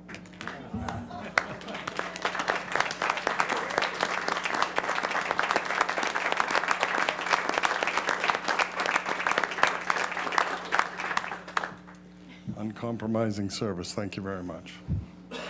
Town clerk, please call 2019-180. Counselors Schnepp, Yes. Wallace, Yes. Beenenbender, Yes. Crocker, Yes. Cullum, Dagwan, Yes. Flores, Yes. Rapcorsetti, Yes. Hebert, Yes. Levesque, Yes. Neary. Yes. That's 11. Thank you. Counselor Neary, we're on to 219-181, please. Yes, sir. This is, again, is old business, requiring a public hearing and a majority vote. It's item number 2019-181, employee benefits. It's the appropriation order of $23,894,141 to be appropriated for the purpose of funding the town's fiscal year 2020 employee benefits budget program, as written. Thank you very much. I have a first and a second. All those in favor going into a public hearing for the 2019-181, please signify by saying aye. Aye. Any opposition? Any abstentions? Hearing none, for the rationale, Director of Finance. Thank you, Mr. President. The proposed budget is increasing 5.7%, about $1.4 million. Contributing to this growth is the retirement system assessment, as well as retiree health insurance costs due to an increase in the number of retirees and the state assessment for retired teachers. The town's other post-employment benefits fund contribution is increasing $50,000, and our workers' compensation and unemployment insurance accounts are level funded. Our health insurance cost for active employees is actually decreasing due to migration to health savings account plans, which carry a lower premium but a higher deductible. And we have no rate increases for fiscal year 2020 from the Cape Cod Municipal Health Group. So the fact that there's no rate increases and some migration to those less expensive plans allows us to decrease our active employee health insurance cost by about $240,000. Taxes provide about 90% of the funding in this area of the budget. Enterprise funds provide about 7%. And we use about $610,000 of our general fund reserves to cover those workers' compensation and unemployment costs. Thank you. Thank you for the rationale. We're in the public hearing process for 2019-181. Anyone from the public who wishes to come forward to be heard? Hearing none, seeing none, I'd ask for a motion to close the public hearing process. I have a first and a second. All those in favor of closing the public hearing process for 2019-181, please signify by saying aye. Aye. Any opposition? Any abstention? Hearing none. Councilors, any questions? Yes. Just a quick question on the OPEB. What have we put away to date? We have in the bank about $4 million, and this year's appropriation will add another $550,000 to that. I won't ask what the liability is, but. Please don't. That is a bump. That is a bump of 50,000, though, is Yes, that it right? is. Yes, it is. Thank you. Any other questions? Yes, Councilor Biedenbender. 50,000. Thank you, President Crocker. So judging by the bar graph, there's a pretty consistent increase year to year. Do you anticipate that moving forward, or do we have, for example, you know how you end up in these cycles where you have a large group of people all of a sudden retiring at the same time, and I have no idea where we are at in our staffing as far as age and how close, X number of people are to retirement. So just curious if you expect this sort of consistent increase, or are you expecting a bump at some point down the road? No, I expect this to be consistent around 5% a year, the way it's been trending the past 5 years, provided that there's no significant changes in that pension assessment like we saw this year.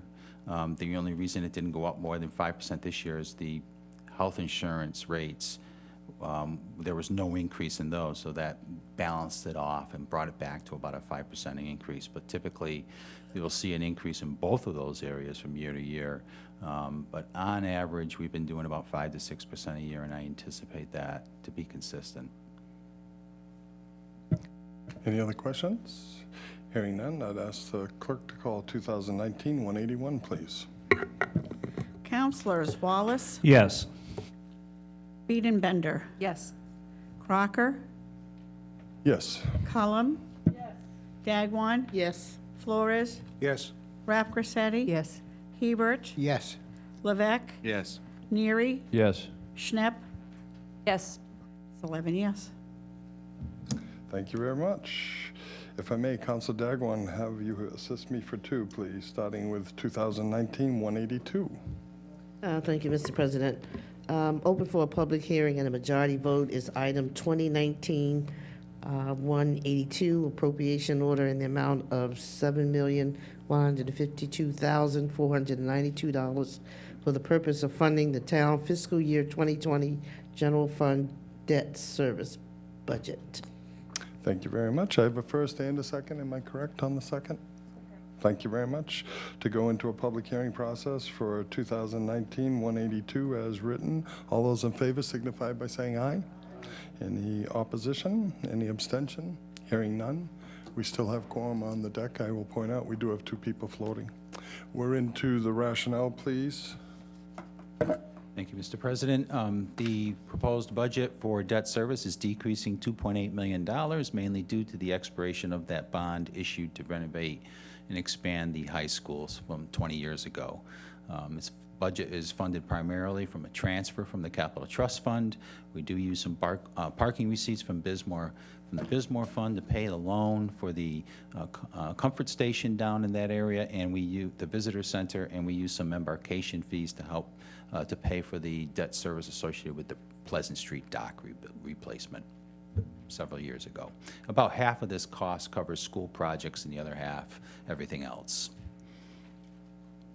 Thank you for that rationale. We're in a public hearing for 2019-182 as written. Anybody from the public wish to be heard on this matter? Hearing none, I'd ask for a motion to close the public hearing process, please, and a second. I have both the first and the second. Thank you. All those in favor of closing the public hearing at 219-182, please signify by saying aye. Aye. Any opposition? Any abstentions? Councilors? Yes, Councilor Snap. Thank you. Mark, does this include debt service from the land bank or a CPC, or is that something separate? No, it doesn't. That'll be coming before you on June 6th. Any other questions? Hearing none. Clerk, please make the roll call. Counselors Bender, Yes. Crocker, Yes. Cullum, Dagwan, Yes. Flores, Yes. Rapgrassetti, Yes. Hebert, Yes. Levesque, Yes. Neary.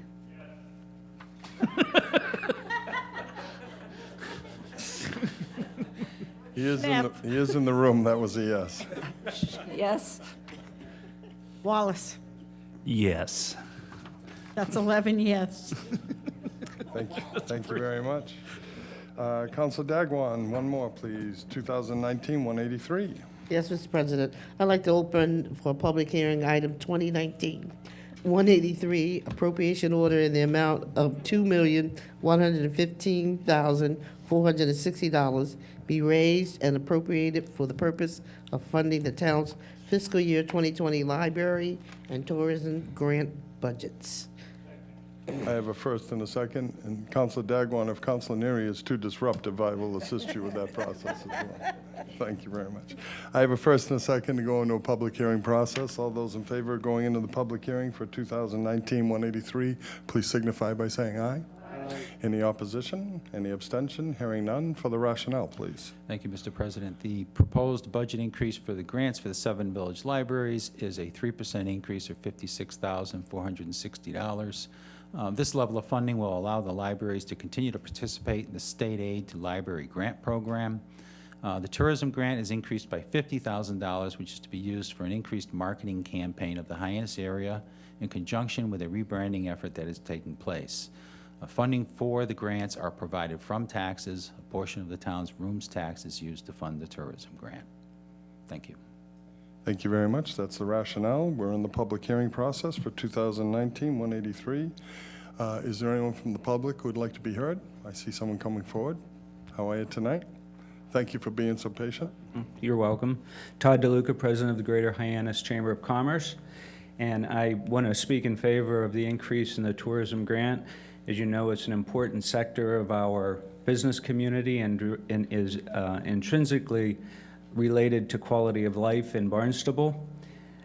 I think it's important that we maintain a competitive marketing campaign with the other towns on the Cape, and I urge you to support it. Thank you. Thank you very much. Thank you for your work as well. Anyone else from the public wish to come forward? Hearing none, I'd look for a motion to close the public hearing on 2019-183. I have a first and a second. All those in favor, please signify by saying aye. Aye. Any opposition? Any abstentions? Hearing none. Councilors? Yes, Councilor Hebert. Thank you, Mr. President. So a few business people have talked to me about that they wanted to see more money in the tourism and saying that we are not competitive with some of our neighboring towns. And so certainly I'm concerned about that. But I do think that there was a sense that we may not have done as well last year as we did the year before or something like that, and that we're in competition with other towns. But I do think that people come to Hyannis for a particular reason, different than they might go to Chatham. It's a totally different experience, or Provincetown, or Sandwich. So I don't know. One of the things that I did stress to the people who have talked to me is that there's so many variables: the weather, the bridges, the traffic, the economy, the general economy. So I don't know what the answer is to that, but I just wanted to express that. I don't know if anybody else has been talking to some of the business people who feel like there's not enough specifically for Hyannis tourism. Obviously, they want to see it increased. I don't know if that's any magic to increasing that budget, but I just wanted to share that with my fellow councilors. Thank you. Thank you very much. Any other councilors? Yes, Councilor Collum. Yes, I think I received the same email that you did, and I believe that the subject of the email was really about Hyannis's challenges as opposed to other towns and villages. And I think that it's part of a broader discussion that we all need to have about what we're investing in our downtown area and our 132 corridor and all the other big improvements that we're making. So also I'd like to really verify those numbers that were in the email, because I'm not, I just would like to verify them. So thank you. Thank you very much. Yes, Councilor Rapcorsetti. Well, following up on my fellow councilors' comments, I did speak to a pretty significant business owner in the community, and I had to remind him too that not only does the town or Main Street in particular benefit from the tourism grants, but also it's part of a business improvement district where the other communities are not a part of that. So there is some extra funding that is supposed to be earmarked for marketing the downtown Hyannis area. But I think we have committed to providing the police enforcement on Main Street, which is a good thing. So as long as we keep that up, and I think this is good. I mean, we're adding another $50,000 this year, and I think that's positive. So thank you. Councilors? Yes. Mark, what other uses is the hotel motel tax? Is there anything else that is specifically directed to? I know we have some of the money for our wastewater issues, so I just didn't know if this is one little slice that we're taking away from that to put to this.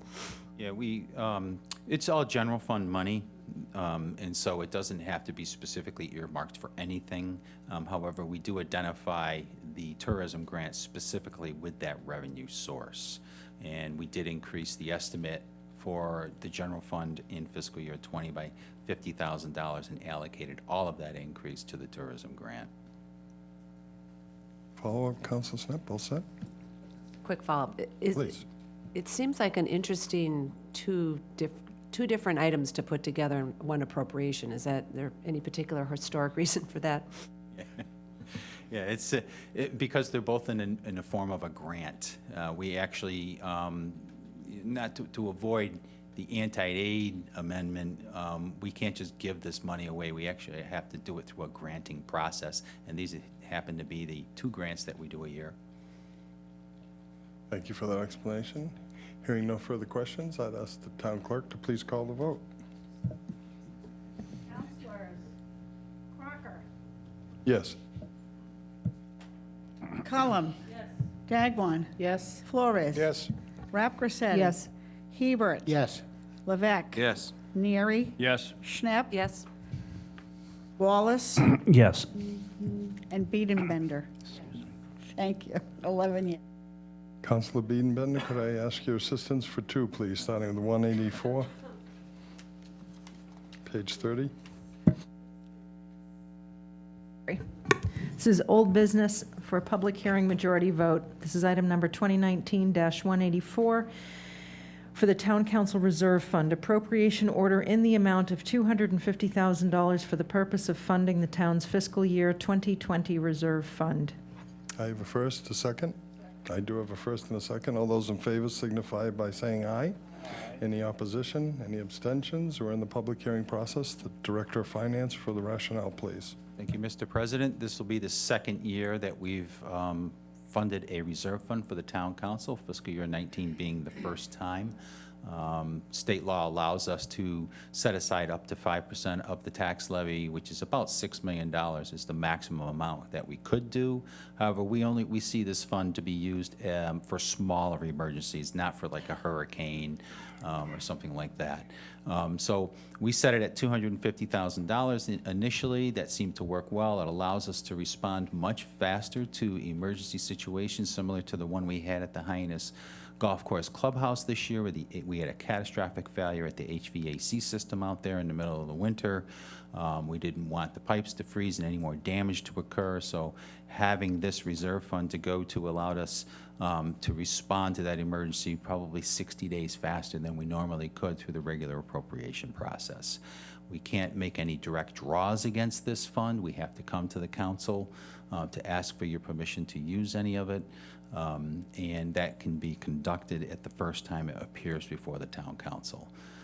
So we used it twice this fiscal year, once for the HVAC system, and then the other one was an unforeseen event associated with the short-term rental tax. If you recall, we had a $50,000 transfer to bring in a consultant to help us with the public outreach and the revise and draft regulations associated with short-term rentals, which was a law that was passed after we set the budget. We didn't see that coming, and the necessity for that, therefore unforeseen. Thank you. Thank you for that rationale. We're in a public hearing process for 2019-184. Would anyone from the public wish to be heard? Hearing none, I'd take a motion and a second to close the public hearing. I have both the first and the second. Thank you. All those in favor of closing the public hearing signify by saying aye. Aye. Any opposition? Any abstention? Hearing none. Councilors, any questions?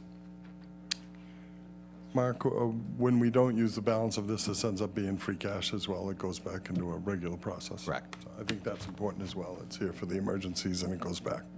Thank you very much. Hearing no further questions, I'd ask the clerk to call the vote, please. Councilors, Cullum. Yes. Dagwan. Yes. Flores. Yes. Rapcorsetti. Yes. Hebert. Yes. Levesque. Yes. Neary. Yes. Schnapp. Yes. Wallace. Yes. Biedenbender. Crocker. Yes. 11 yes. Council Biedenbender, one more, please. 2019-185. Yes, this is old business for a public hearing majority vote. This is item number 2019-185. This is for insurance assessments, transfers, and other fixed costs. It's an appropriation order in the amount of $18,758,861 for the purpose of funding the town's fiscal year 2020 insurance, assessments, transfers, and other fixed costs budget. I have a first and a second. All those in favor of going into a public hearing process for 2019-185, please signify by saying aye. Aye. Any opposition?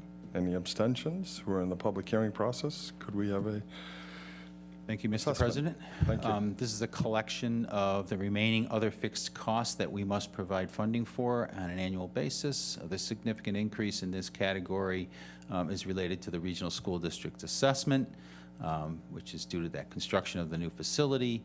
Also, the increase to the capital trust fund, which is going up $674,000. That's a combination of our standard recurring practice of increasing it by 2.5% a year, plus new growth that exceeded $1 million in fiscal year 19. We made a commitment to dedicate any new growth above $1 million to the capital program. So that is included in that figure.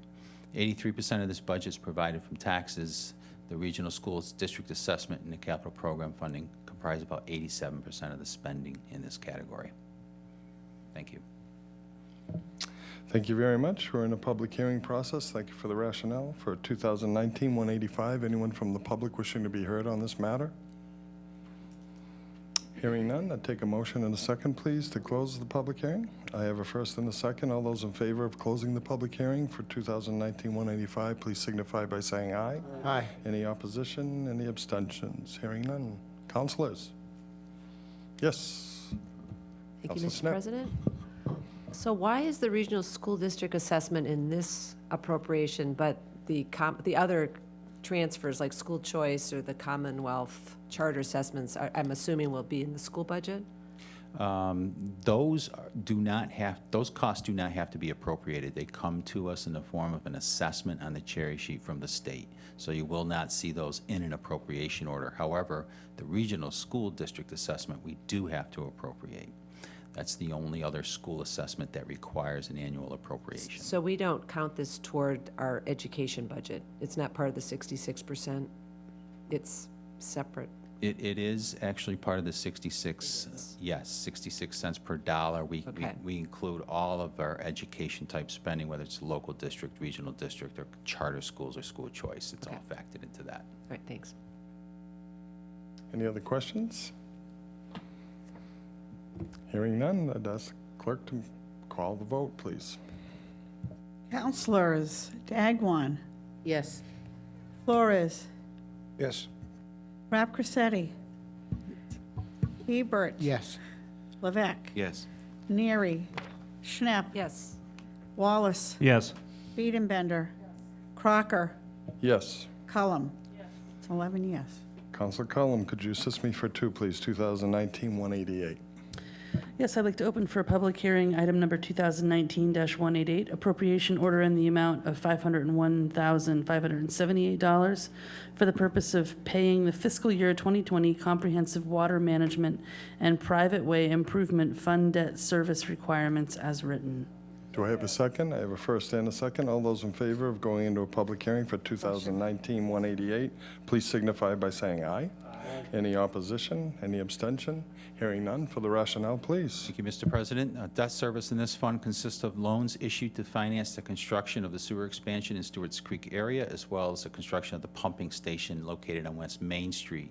As you recall, betterment assessments to the property owners in Stewart Creeks were made to partially offset the cost of this project, and the remaining costs, as well as the pump station cost, are provided from the resources generated from the town's comprehensive water management and private way improvement fund. The resources include the locals' meals tax and 1/3 of the rooms tax. That's what's those are the revenues generated in that fund. The fund's current balance is $18 million and generates approximately $3 million a year from local excise taxes. Thank you for that rationale. We're in a public hearing for 2019-188. Would anyone like to come forward and be heard from the public? Hearing none, I'd take a motion to close the public hearing portion. I have a first and a second. All those in favor signify by saying aye. Aye. Any opposition? Any abstention? Hearing none. Councilors, any questions on 2019-188? Hearing none, I'd throw it to the clerk for a vote.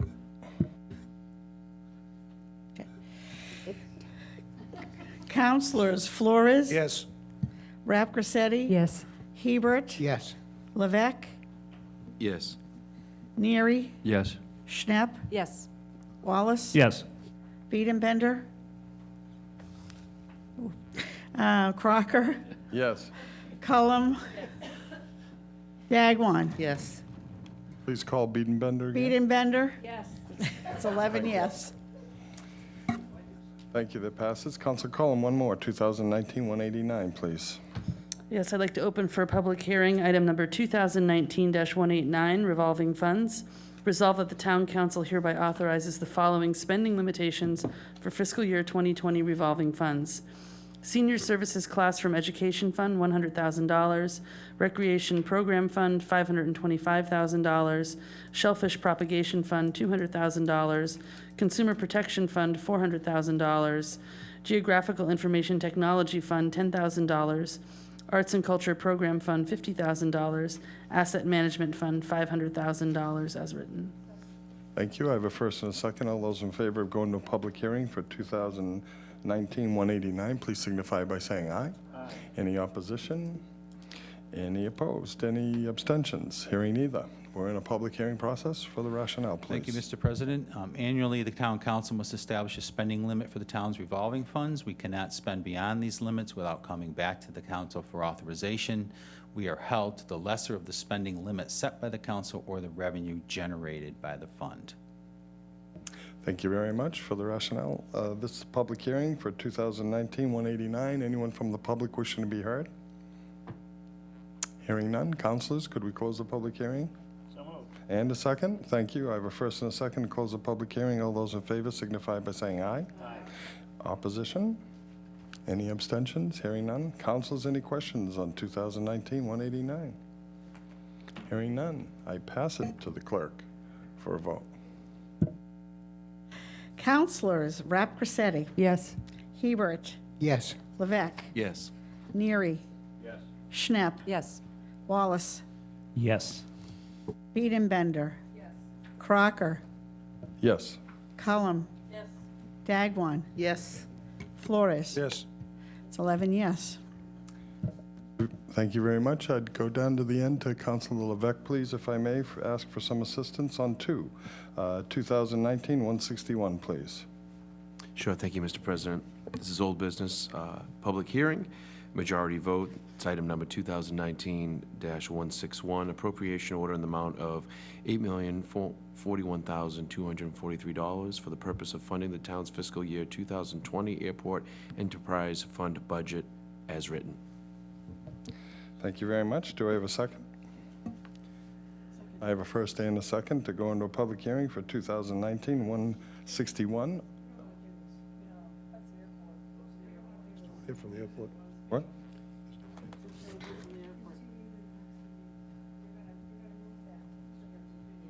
How come mine isn't marked that way?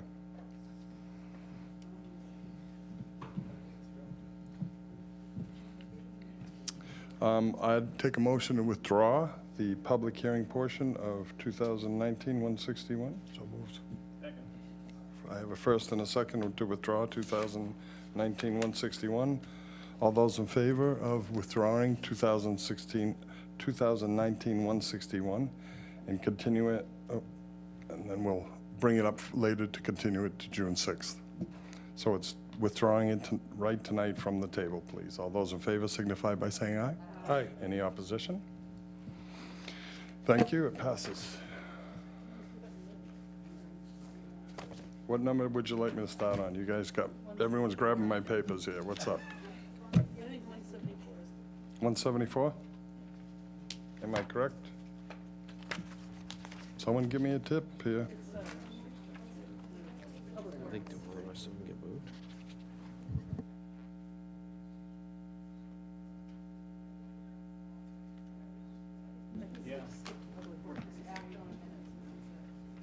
Well, we got old business as well. We have a few items. Let's take a 2-minute recess, please. Thank God. These you just read into the record. These are the ones you're moving.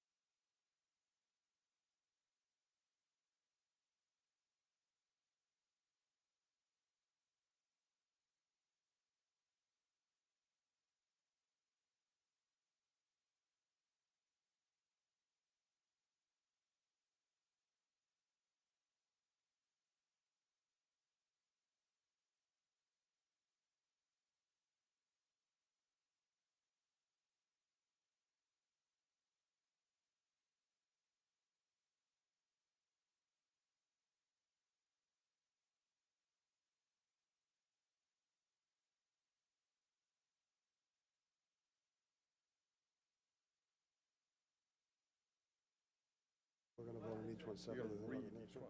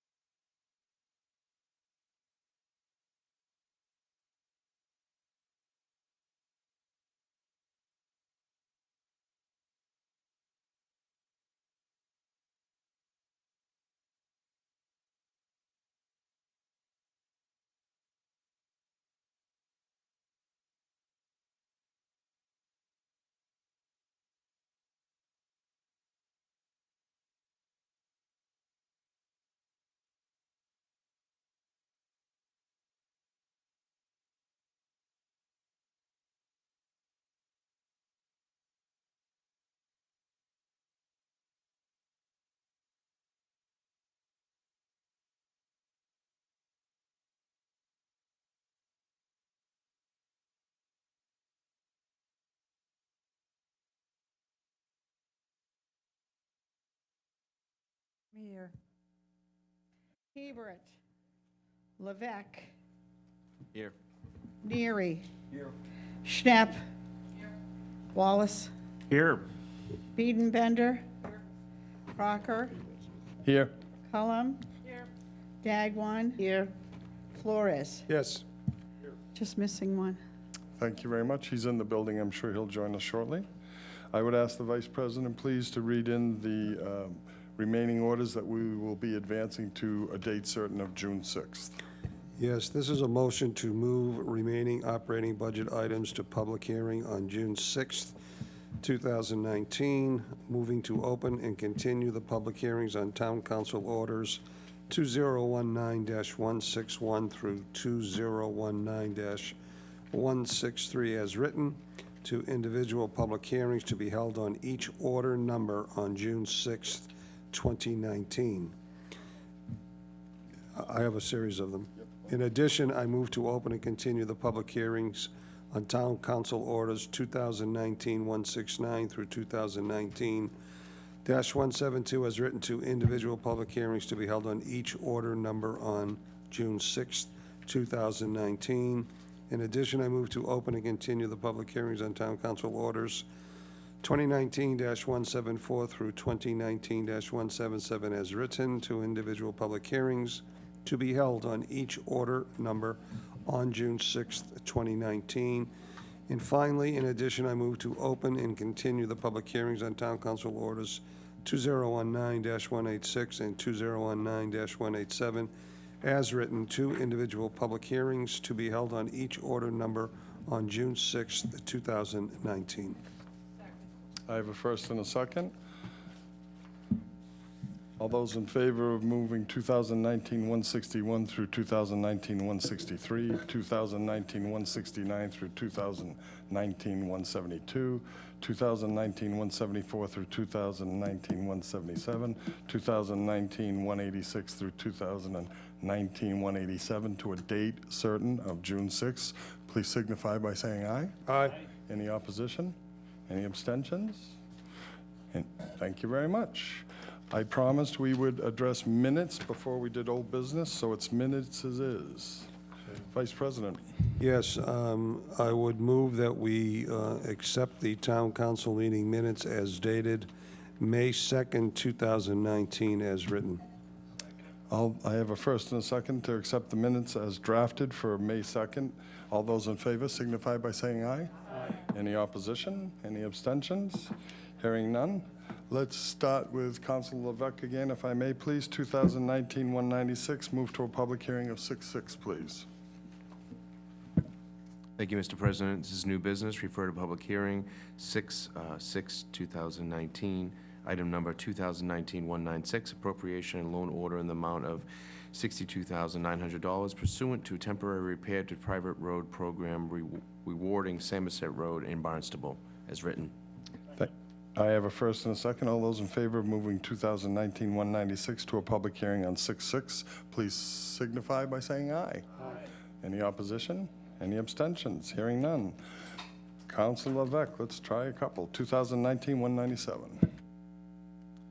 Thank you, Mr. President. Again, new business. Refer to public hearing 6/6/2019. Item number 2019-197, appropriation and loan order in the amount of $748,000 pursuant to temporary repairs to certain private ways program regarding Glen Eagle Drive, Centerville, Massachusetts, as written. I have a first and a second to move 2019-197 as written to a public hearing on 6/6. All those in favor signify by saying aye. Aye. Any opposition? Any abstentions? Councilor Levesque, 198. Again, new business. Refer to public hearing 6/6/2019. 2019-198 is the item number, appropriation order in the amount of $38,840 community preservation funds for the Barnstable Centerville Historic Museum roof replacement and tin shop located at 513 Main Street, Centerville, Massachusetts, as written. Thank you. I have a motion to move 2019-198 as written to a date certain of 6/6 for the public hearing. All those in favor signify by saying aye. Aye. Any opposition? Thank you. Let's keep going. You're on a streak there, silver tongue. 2019-199. New business, first reading, item number 2019-199, resolution approving amendments to Eversource existing right-of-way easements as written. Not only can he sing, he can read these things like no one's business. Thank you very much. I have a motion for 2019-199 to go into a public hearing for a date certain. It's the first read, but we're going to move it to a date certain of 6/6. All those in favor signify by saying aye. Aye. Any opposition? Hearing none, it passes. We are going to vote this one, 2019-200, Counselor. This is new business and may be acted upon. This is item number 2019-200, authorizing the town manager to contract for Hyannis Water System operation and maintenance services as written.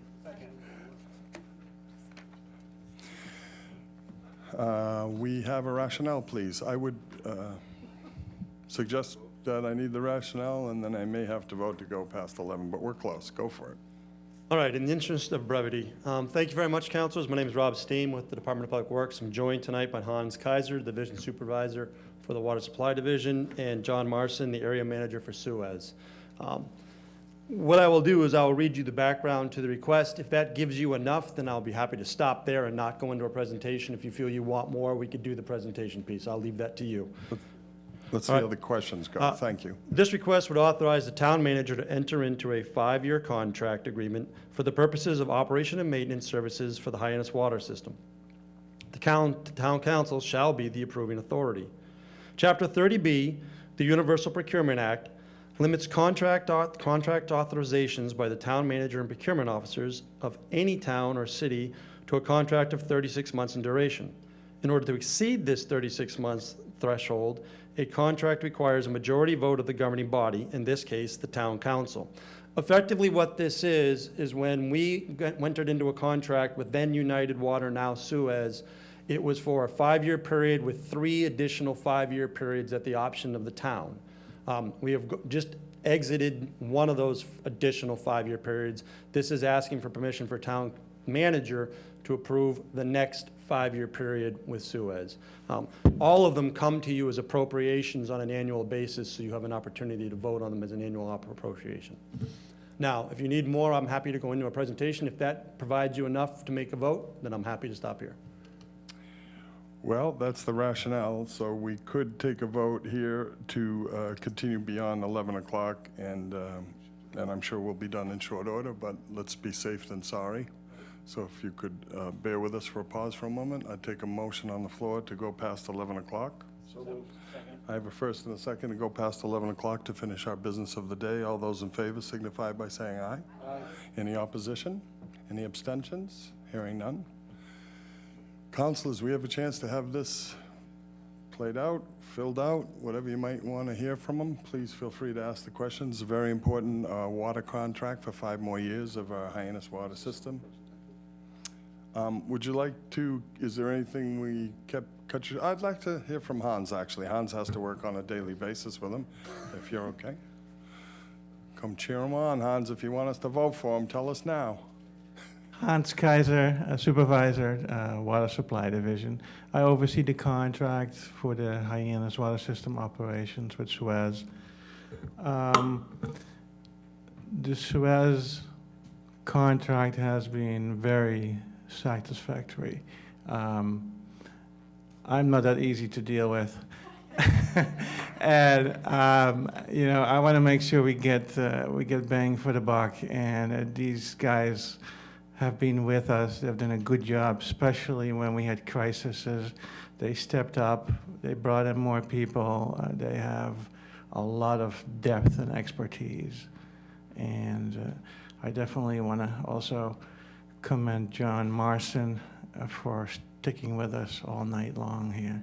John, could you stand up, please? Thank you for your service, too. Thank you for helping us with our problems. So my recommendation is to extend the contract. They've been a good group of people to work with. Thank you. And I know how closely you work with them. I've attended many meetings. Councilors, any questions? Yes, Councilor Rep Garcetti. Thank you. Could you tell me the value of the contract?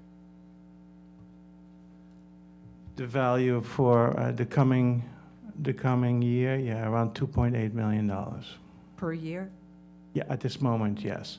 And there is a contractual escalator that's based on a couple of different indexes. One of them is the CPI, there is a electrical index, there is a chemical index, because we do deal with a lot of chemicals too that we need to add to the water. Food grade, of course. But, so there's a very calculated index escalator with that. Okay, as long as you're happy with the service, I would support it. Thank you. So at this time, just to be clear though, what you're voting tonight is just the town manager's ability to extend, not for the actual vote on the money. The mat will come to you during June 6th Annually, appropriation. Yep, yep. Just want to make sure. Yep. It's just the right to sign the contract, as you know. Any other questions? Hearing none? We have a vote to move the questions. How about that? All those in favor of moving the questions signify by saying aye. Aye. Any opposition? Any abstentions? All those in favor of 2019-200 as drafted, please signify by saying aye. Aye. Any opposition? Any abstention? Thank you very much. Congratulations. Happy to have you on board. We have to move 2019-201 to a date certain. I'll start down the end again. Councilor Levesque, please. This is a new business, first reading. This is item number 2019-201, order to grant electric easement for Barnstable High School fields, as written. I have a first and a second to move 2019-201 to a date certain of June 6th. All those in favor signify by saying aye. Aye. Any opposition? Any abstentions? Hearing none, thank you very much. Does anybody have anything we think I should say before we lay down the gauntlet here? I got a motion to adjourn. How about a second? Second. I have a first and a second. All those in favor signify by saying aye. Aye. Any opposition? Any abstentions? That's unanimous. Thank you. Thank you very much.